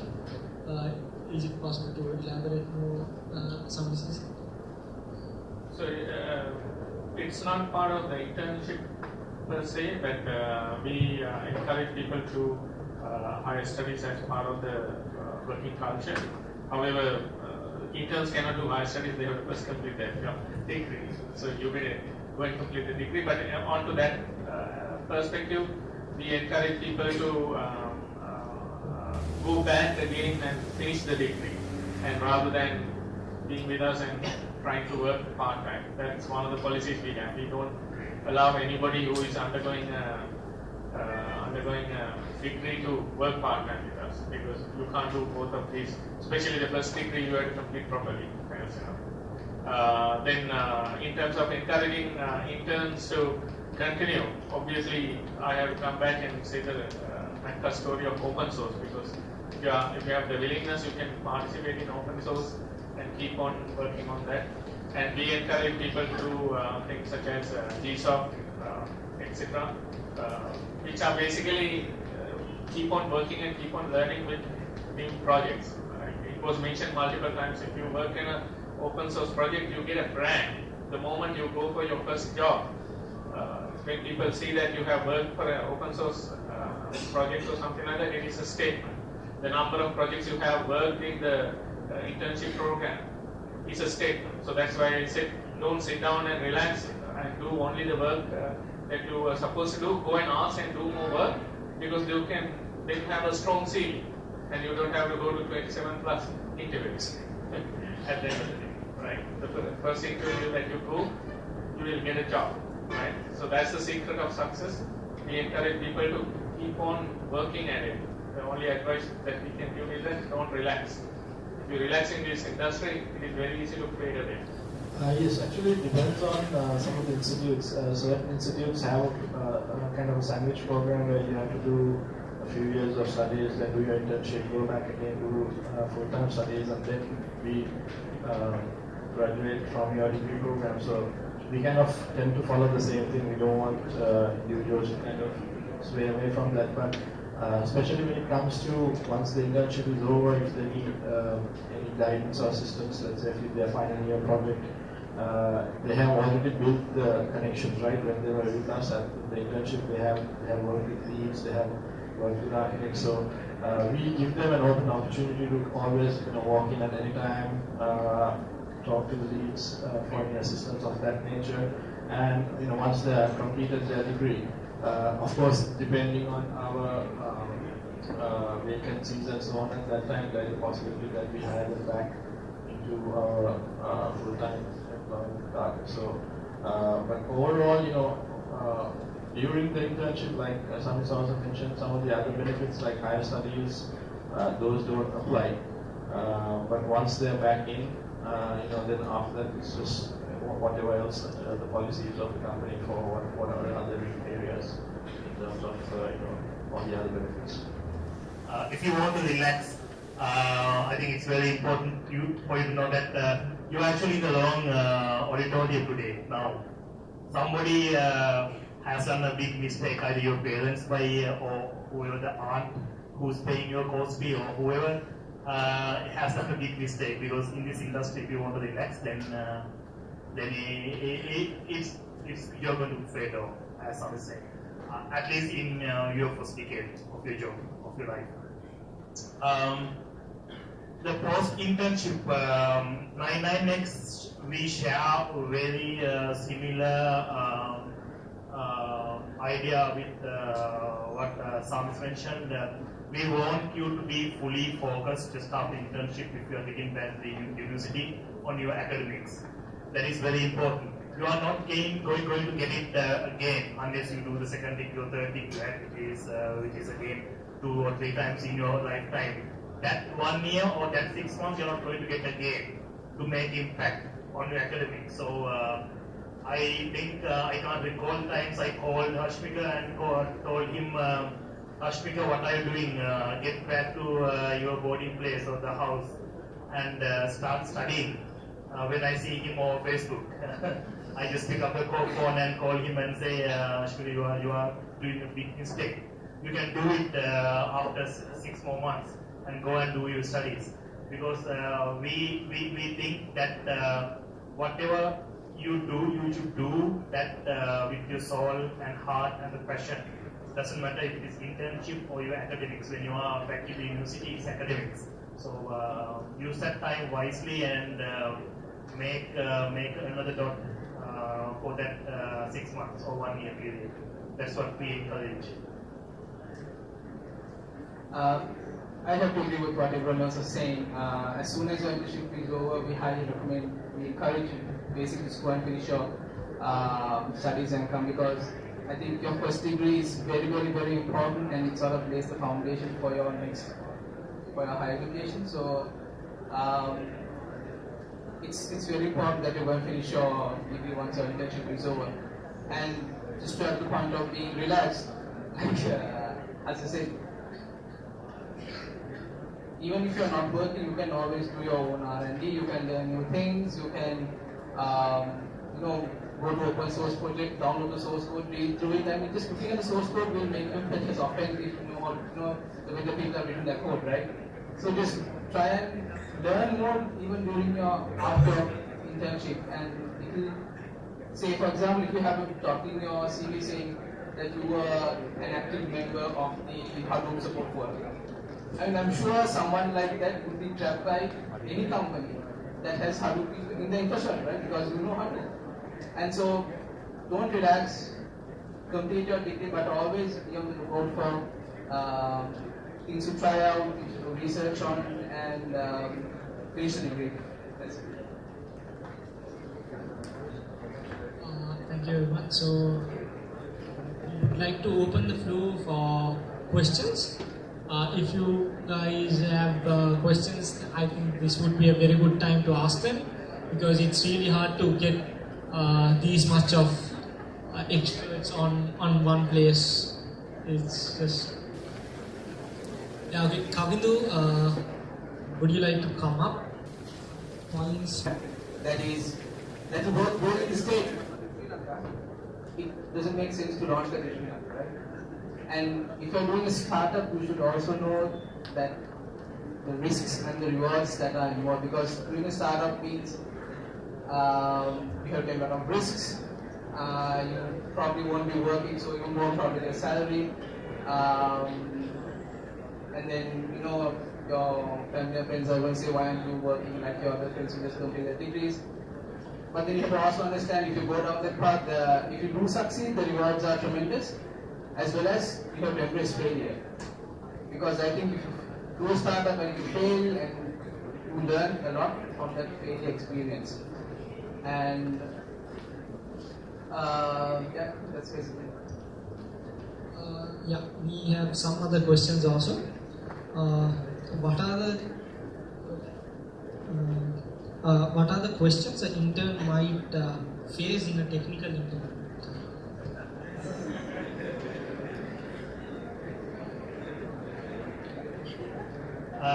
Right. If I was interviewing you, let's say, I am not going to ask you give me how to tell me how to create a thread in whatever language, right? That is not going to be the question, because if somebody comes and asks you such questions without knowing your background, basically I think you shouldn't be thinking of joining that company at all. What I would ask you to explain what you have done, and maybe conceptualize the project which mostly closer to your heart, right? And you might have to go to the drawing board and conceptualize it. And then I will look at the things you explain and might ask technical questions just to see if you have the depth what you are claiming to have. So that would be the approach of a senior experienced interviewer, because we all know that we as a fresh graduate, we can't get what we want from you from the day one. But what we want is what we won't know is if you have the right attitude to learn and the passion to dig deep and contribute in whatever the things you did. So know what you did well. If you have done a project, then know it in deep. And if you if you are claiming to know a particular technology, then you need to know about it. So it's not going to be specific questions, but it's more or less what you have done, and we will be asking questions from the things you are claiming to know. Do you have anything to add? I don't think I would like to expose the questions that I'm going to ask.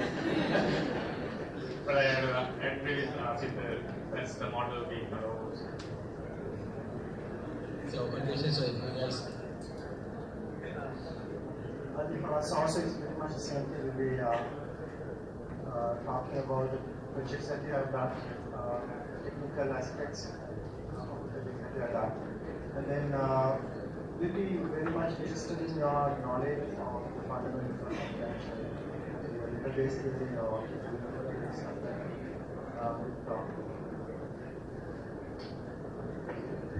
So for us, it's a two-step process. We have an initial written assessment. Basically, what we do there is we purely focus on fundamentals, SQL, and also importantly, we look at IQ. We look at what is the intelligent quotient of an individual. This is based on, like, for example, if we get 20 CVs, we try to kind of do an initial screening on that, and then after that, once we do that initial screening, then there is the verbal interview, which I think the process and the methodology has already been discussed. While agreeing to all of the comments, just a point to the people who are doing this. If you, in your CV, if you say that you were part of a, say, you did a small simple software for a library and it was a web interface and it was a database, make sure that you can explain what you did clearly from A to Z. Because sometimes we find, what did you do? I wrote this part only, so how does this part connect? So just make sure that you know the whole context of what you did, and then you can explain and you can justify, and then basically you know your CV inside out. And it really doesn't help when we ask you to explain a certain portion of your project, and it seems that if you don't know what you've done and it's in your CV. Is it an open question for bio? I know internship carves us, we have tested log. So what we do at internship carves us into something field. So it's really hard to get a job, say, without any previous experiences. Only thing that does not require experience is internship. So, do we have, how do you hire? If I want to get into an internship in companies, what should I do? Do you hire this period, or is there any other ways to do it? It's not very clear to me. Your question was whether... He's asking about having previous experience will be a minus to apply for a project. Sorry.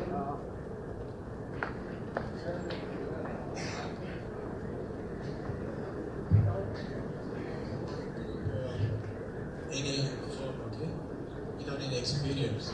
Only thing that does not require experience is internship. Not many companies offer internship. So if 5 of these companies are offering internship, so what should I do or what should we do? Because most of us are doing degree as part-time, we can work full-time. What should we do to get into an internship in one of your companies? IFS, I think you need to show knowledge about the fundamentals. You need to show good attitude, and you need to show a little bit of passion about the job that you're trying to be software engineer. I'm asking more like, you explained the stuff earlier, but I'm asking how can we apply? You have to come through university or you can come straight. Are you hiring right now? If it's an internship, you have to come to the university. So WSO, we have 2 models. One model is that universities arrange internship programs, and then they send the badges and then we interview and grade. And then there are people similarly where you guys are doing a job and doing the degree and then want to find relevant experience. So we offer those kind of people. Obviously, we interview still. We don't look for previous experiences, etc. But we get internship. But you are not going to have the same salary or whatever in that period. You will be on the internship. But if you are willing, we will offer 6 months or 1 year internships, and then we will give you a full exposure to whatever we are doing in the meantime. We have a bunch of interns who are like that, who are not really associated with current degrees, but they have passed out or they are following, but they come and be interns by force with us in a sense. More like they're doing a degree, but we should work right now because morning to evening they're doing nothing. It's a done. We're working. If that's the case, then you can look for the options of working for some open source projects. That's a great way to gain some experience, right? If you're doing nothing, if you have cycles, open source is one of the key things that you can do. Because you are on your own time, you can decide where to go. There are so many places of projects, multiple open source projects are there. Apache got a lot, we got a lot, but then PhD, you name it.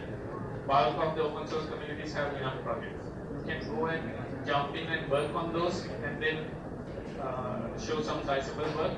And if I get a CV with that kind of experience, I would always give preference to that. That's it. Just to add something, now at IFS, we only take interns if it's part of an internship program for the university. And then we take full-time employees once they have finished their degree.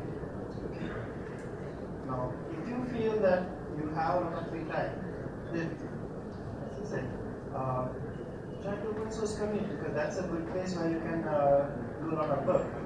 But if you need a little bit of cash, that is also possible because there are a lot of programs out there on the net, like Rent a Coder, where you can work a little bit, earn a little bit, and you still have that portfolio of projects, so that when you go and look for a job, you can show that as experience.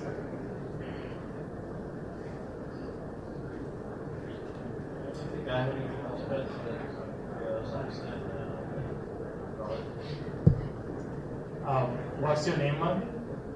Dinesh. Dinesh? Okay. Dinesh, tell me why 99X should hire you as intern. Okay. Yourself. I'm more interested in developing. So I have did my diploma and high diploma. So I have this knowledge, which is not yet enough to be not industrialized enough. So internship will be a better one.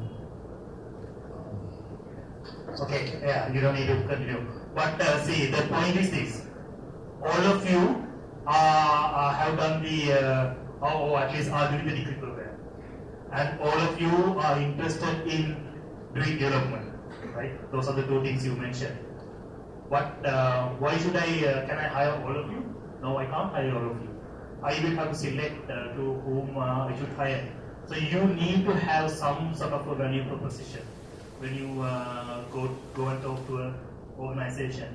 So that you should ask yourself, why should any of the company X should hire me? If you don't have a good reason why a company should hire you, then we won't have a good reason to hire you as well. So that is something very important for you to understand. So I would recommend you again to think about the attitude, as I mentioned, go and create dots as much as possible and create a value proposition so that a company would come and hire you. That is in individual basis. From 99X perspective, how we take interns are quite diverse.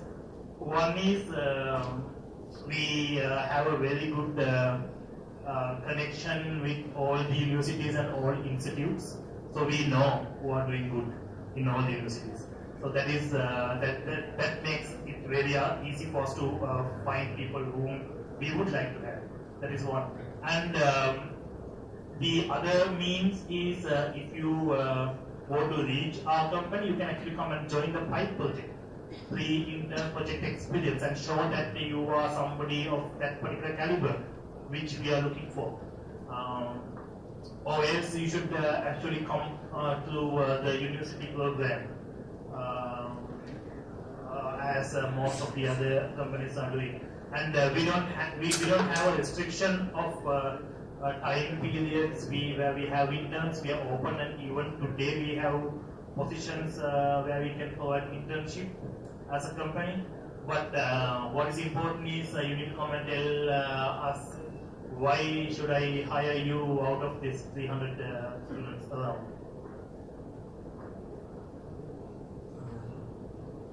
Yeah, so like you were saying, why should your CV stand out from the rest of 300 CVs?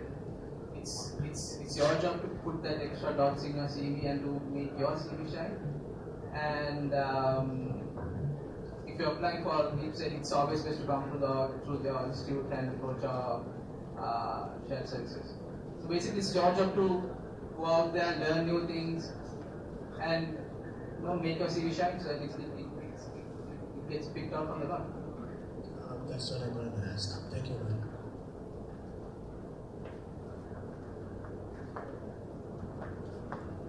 Is there any questions you want to raise?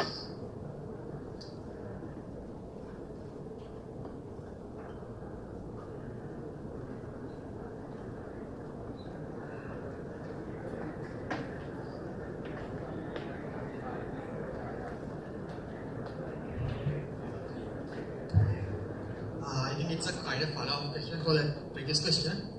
To be a good intern, does he have to be a code geek or overall? Does he have to have overall knowledge with average code knowledge? What does it take to pass the internship interview and to be a good intern? I think mainly I would narrow it down to 2 or 3 things. One would probably be that you know your software engineering skills very well, and you know your fundamentals and your basics very well. Number 2 is your attitude to learn new things, to acquire new knowledge from the organization. And probably number 3 would be how determined are you. Because your attitude towards getting the best out of the organization depends on where you communicate, and basically it's your attitude. And then it would certainly help if you had a very shiny CV with lots of dots in it, like Alpas was saying. Organizations are not, even though in the surface you will see organizations are technical, but if you are just technical, you will have no chance in this market. There are so many other skills organizations are looking for, like easily the sales and marketing side of it, right? And maybe the social media side of it, right? Or the technical side of it, or the business understanding side of it, or the financial management side of it, or initiatives, or the power of, organizing power of individuals. Like, I can take an example from your own university, Nauka, who's sitting in the front row. He's an intern at 9NX, and is he a good coder? I don't think so. But why do we have him? He has a vast set of skills in other areas. Like he's a very good organizer, he's a very great thinker, and he actually even won an award in Dynamics for the best mastermind for great ideas. That is how people add value to the organization. So I don't think it's technical. In the surface you might say it's technical, but organizations are mostly done by the other aspects, not just technical aspects.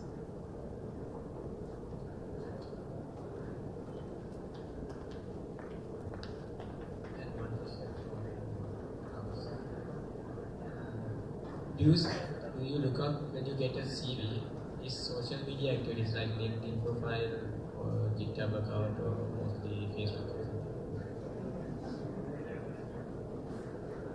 Short answer, in this world, in this dynamic digital age, if you are not found online, then you don't exist.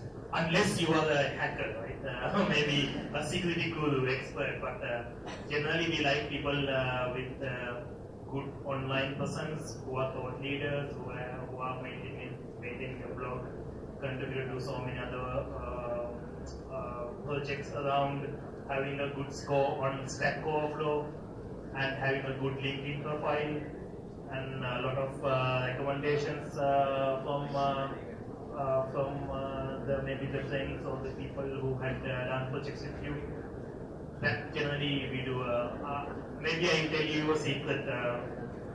If I get a CV, the first thing I do is actually to type your first name to see if I can find you on the Google first search results. If I can't, I will put your full name to see if I can find you on Google search results. If not, then I basically hand it over to somebody else. I say that I'm not interested. Not actually how it happens, but just as a rule of thumb, remember that you need to have a good presence. The other managers want to add something?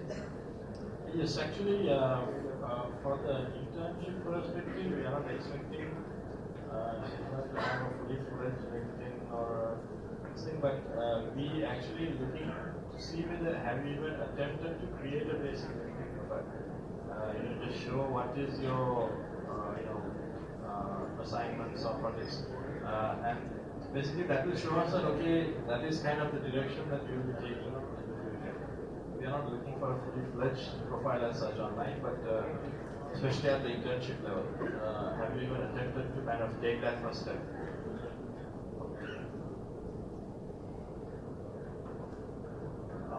For us, the internship selection process is quite simple. It's a very short interview, about 15 minutes or so.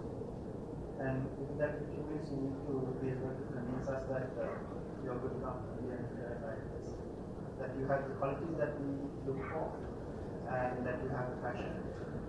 So you need to be able to convince us of that in that 15 minutes. And 15 minutes is very short.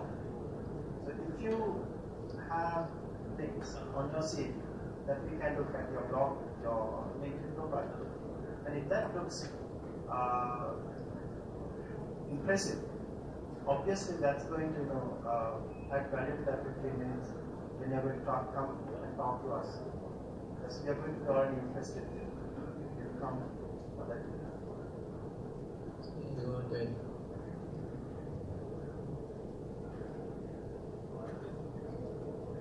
It's basically the same process that what everyone else was saying. Our intern, like life is very, very simple, probably 15 minutes, half an hour maximum. And then if you have an impressive LinkedIn profile, you have lots of recommendations, you forked projects on GitHub, you contributed to them, it certainly would help the cause. And yeah. So you would like to get an discussion now, so we will give you the time to come. One question from now.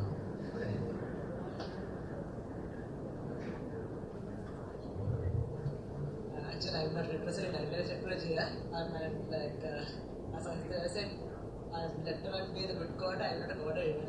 I'm a management undergraduate. So it's like this. I have two or three things to be asked from everyone, for the companies. One thing is, I think gone are the days where IT firms recruited management undergraduates specifically or management people specifically for the management roles, right? To the best of my knowledge, out of the management of Apprentice technology, I think only one has a management background. All the other things, let it be the process technology or even business education, everything, it's done by the IT people with IT background, but they are doing it very nicely. So if any of the IT people or even the management people are willing to go into the management portions of IT field, so what would be the internship opportunities that they have? One thing is, as WSO mentioned, that they have all the other areas as well. So I need to know what are the opportunities and what are the skills and what would be the approach that a management graduate or an IT undergraduate who is willing to go into the management sector of the IC field should have. Like, what's the approach and what are the skill sets they need to look into, and that's one thing. And on the other hand, on the from the institute's point of view, like I'm mainly focusing on NSBM, even though there are some other university level as well, because NSBM, even at the moment, we don't have a structured internship program because we don't have an internship program where the university is having agreement with the companies and send it for people to the internship. So in that case, whether it's possible to if we take a structured internship program, there's a the book is there, we have to get all the things done and reported and signed by the, so there's kind of follow up there. So without that, it would be a kind of self-managed activity, self-managed process to carry on the internship. So there, if you can give some advices to the people, I think it will be really great. And on the other hand, about the open source projects that you mentioned, and the pipe and all, so is there a possibility that we can get to know the opportunities available in that case, like to join the company on a part-time basis, to conduct not a paid project, to get involved in a project with the company. So anyway, if you say the apprentice, let it be you may be an intern, you may be a trainee, you may be a newly recruited person, still an apprentice is you don't know the whole thing.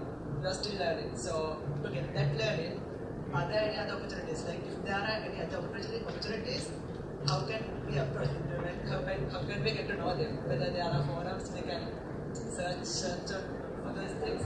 If you can let them know about this, I think that would be also great. Thanks.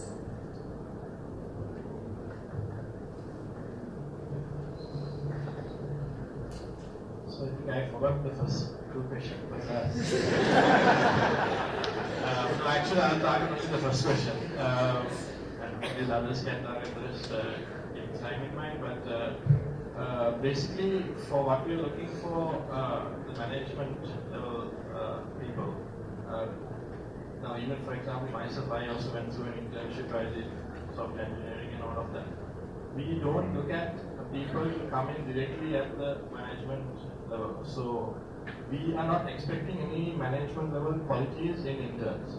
What we are looking at is potential leadership and so on, which eventually will rise. Try to hire into the organization.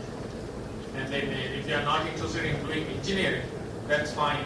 You can go into somewhere else, and put your management skill into practice.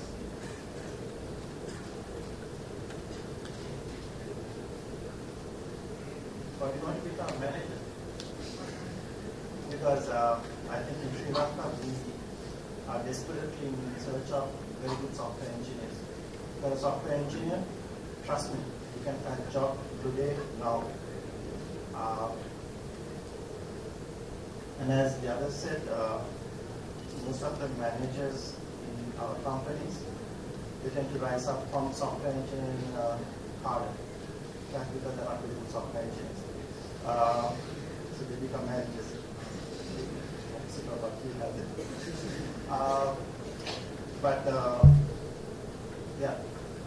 If you join as an intern, and at IFS it's a software engineering internship that we provide, you get exposed to software engineering.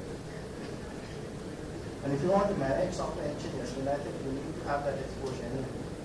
So perhaps in that sense you do get something, if that is what you want.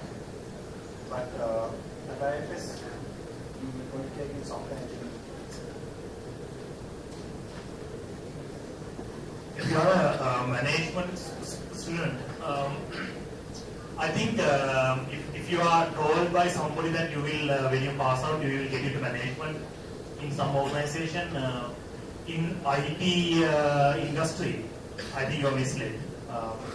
That is, that opportunity is still available in certain other industries where they directly take management trainings, like in banks and the large organizations. But if you look at IT, what is happening is actually we don't anymore need people managers, because people are self-managed. People are becoming self-managed in IT organizations. The teams. For an example, at 999X, we don't have project managers. We don't have the title even. We don't have managers who are managing people in projects, in delivery, because they manage themselves. But what is important is for you to know that management still is a big necessity in organizations. But when you want to get into an IT organization as a management student, you must have some other attribute, some core value. Like you might be very good in marketing, or you might be very good in event organizing, or you might be very good in social media, or you might be very good in knowing the industry, what is happening all around in the industry. Maybe you have won the masterminds quiz competition of IT industry.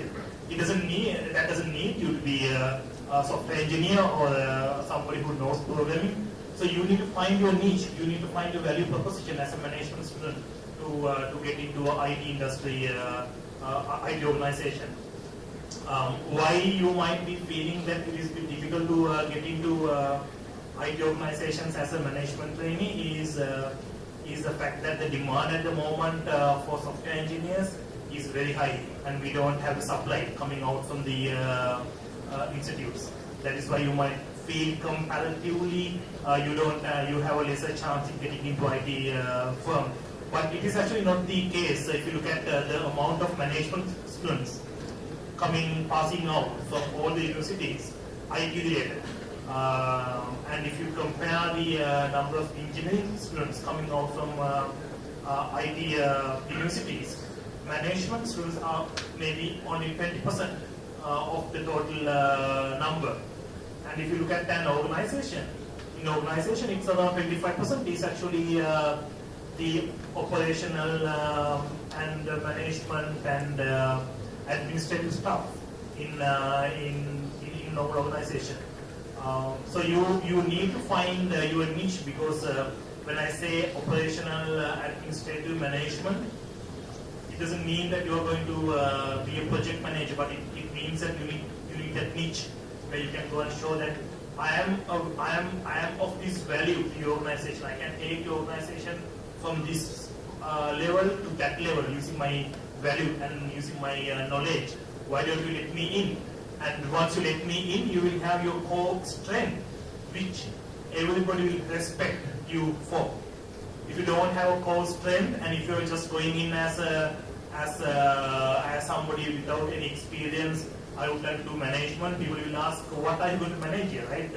What do you know about management? What do you know about our organization? But for that, for the initial maybe the period of your career, you must master that core skill. I don't know what it is, you need to find it out.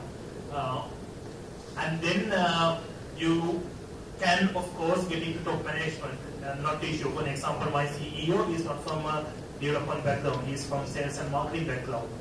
And if you look at most of the top executives in IT companies, you will find them are not actually, you will find them not being very good programmers, but being having other skills, maybe like marketing, sales, operations, event organizing, I don't know, whatever. So my message is basically to find that niche. Don't just expect to walk in to an organization and tell them that I would try to manage your organization. That doesn't happen.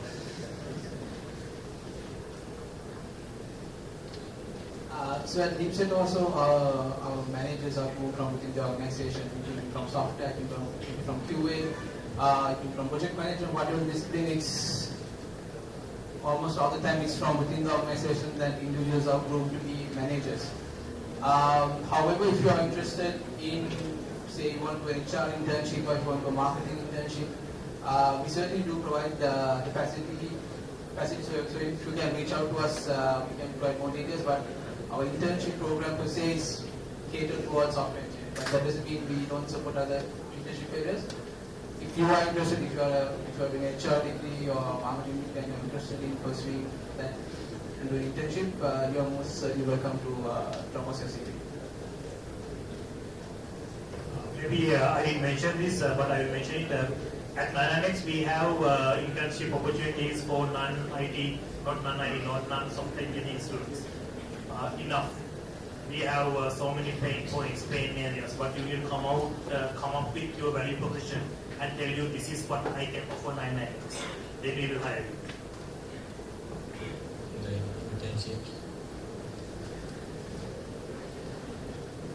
I think a lot of things that we talked about touched on technical aspects, what technical questions are you going to ask, how much of technical competence you want to be, and what we get out of an internship from a technical point of view. But I think it's very important to touch on the soft skills point of view that you gain from an internship. How you, like I said earlier, how you communicate with your superiors, your subordinates, your peers, how you write an email, how you write a reply, and basically just to get your feet wet in terms of working in industry.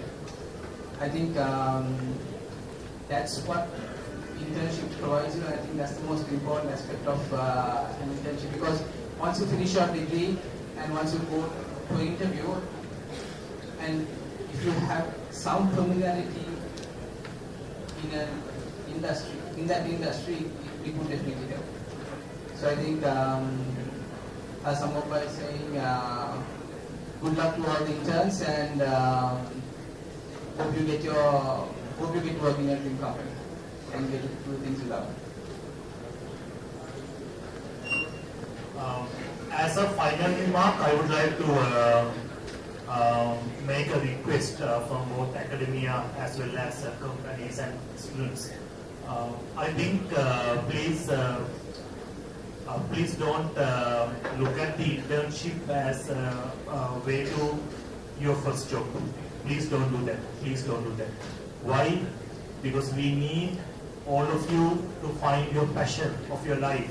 If not, you will be stuck halfway.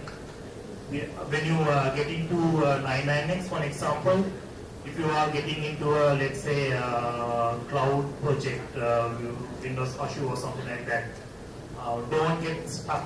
Don't get hooked into that particular technology and that particular project. Look around and look for the other areas, what is happening around in an organization. And you might find maybe it's not Windows Azure and programming my skill, but I am really good in marketing. I can actually take 9NX from what it is today to a different height and do that if you find your passion. So make it more or less a soul-searching period. As Steve Jobs very correctly said, you need to stay hungry and stay foolish. Don't settle. Just keep looking for what you are. From the institute point of view, I think we should also understand that it is not a way to get the students a job somehow, but we have a greater cause, right? We need to find people who are good in what they do and build industry. And from organization's point of view, we should not look at interns as cheap labor or just getting something done.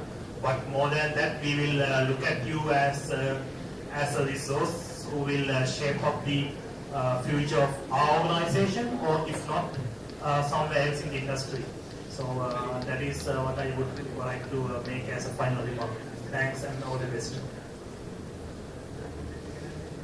So I think from today's panel discussion, two things that I want to just highlight. One is, obviously how to get an internship, like get into an internship in companies. That's important to, like it was already discussed in detail, stand out as much as possible in terms of additional things that you can do. But more importantly, once you get into a company and internship, don't relax. It's a stepping stone to your career. It's not your career, but it's a step. Sure that you use that opportunity first. All right. So thanks and all the best. Yeah, I think it was really good. I'm happy that I came here today. I learned a lot. As a final word of note, I would like to stress the fact that don't worry about whether you're going to get this internship or whether it is going to help with your first job, etc. I think it is really important to understand what you want to do with your life, because this is going to stay with you all of your career. Right? So figuring out what you are good at is one of the key things about the internship. And also what you are learning here is really, really important here in the sense in this institute. The industry is not going to teach you what you are learning here.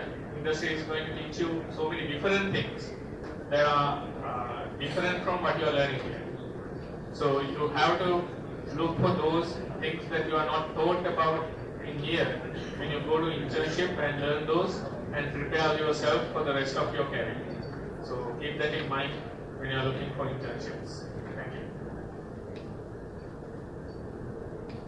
Well, I think everybody has no obligation on this stuff. There's nothing wrong with it. Internship is not purely about technology or the opportunity to work with technology, because that you can get from a lot of other sources. Internship is all about developing yourself and your soft skills and finding that niche for yourself. That's some of us. So I think that's very important. And when you're looking for an internship, you should think about that as well. Considering the company that you want to do an internship with. So all the best for you. Search for an internship. So thank you everyone. And I think our students might have got their answers for all their questions. And if you do have more questions, they'll be here for a couple of more minutes. You can maybe talk to them or maybe not. So we would like to thank the panelists for coming here and spending their valuable time here. And I think it was a very good thing for you all as well. And so thanks overall. Thank you very much.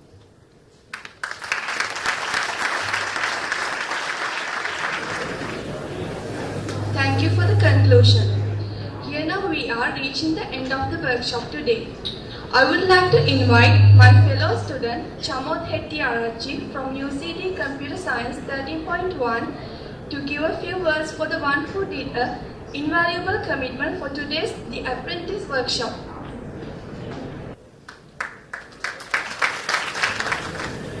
Our most valued invited guests, academic staff of National School of Business Management, ladies and gentlemen. It's my privilege to be here and to propose a vote of thanks on behalf of Developing Operations Team of NSBM. Let me embark on few individual personalities who made this whole event a reality. Mr. Hussain Sabir, Chief Technical Officer and Head of Operations from Intern, Mr. Nani Sugatapala, Managing Trainee of IFS, Mr. Indika Tangirigoda, Technical Leader and in charge of internship from LeapSet, Mr. Samis Abesina, Vice President and the Developer of Evangelism, WSO2, Mr. Safras Rahim, undergraduate from NSBM, Mr. Rashmika Navaratna, graduate from University of Moratua, and Mr. Hazid Yaggahavita, Technical Manager, Dynamics Technology. I would like to extend a very hearty thank you to each and every one of you for praising your important work and sharing them with us today. I would also like to take this opportunity to thank our senior lecturer and course coordinator, Ms. Naduni Ekanayaka, for her guidance and the support that was given to us during this whole organizing process of this event, and our manager, Mr. Chamita Ratnayaka, and our senior lecturers, Mr. Chamita Vijayasinghe, Ms. Manoja Veerasekar, and Mr. Viraj Chitrisinghe for their enormous cooperation that was given to us during this whole process. Well, simply out, an event like this cannot happen overnight. The wheels started rolling weeks ago. It required plenty of planning and a bird's eye for the details. In that case, I'm really proud to say that we have been backed by a very talented and highly motivated colleagues from NSBM who helped us very much during this whole process. And if I have to mention few of the names that came to my mind, Kalani, Dilani, Akila, Damsit, Koshila, Supipi, Samita, Tirina, Sumuduri, Sajika, Akil, Rajita, Sandaruvan, Sadhu Nashan, and the list will go on at least for a few more minutes if I keep going. So I cannot thank everyone enough for their cooperation, involvement and their willingness to take the completion of tasks sometimes and even beyond their comfort zones.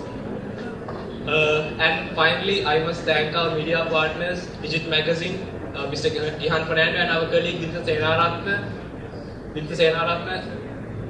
for the support that was given to us by covering the event. And finally, once again, I want to state we are very grateful to all the speakers who are on the stage today. Thank you all for being here with us during this morning. It was a great pleasure for us, ladies and gentlemen. Thank you so much. Thank you, Chawal. If there is a beginning, there is an end too. I have get to know so many things about internship, and I hope you all may have too.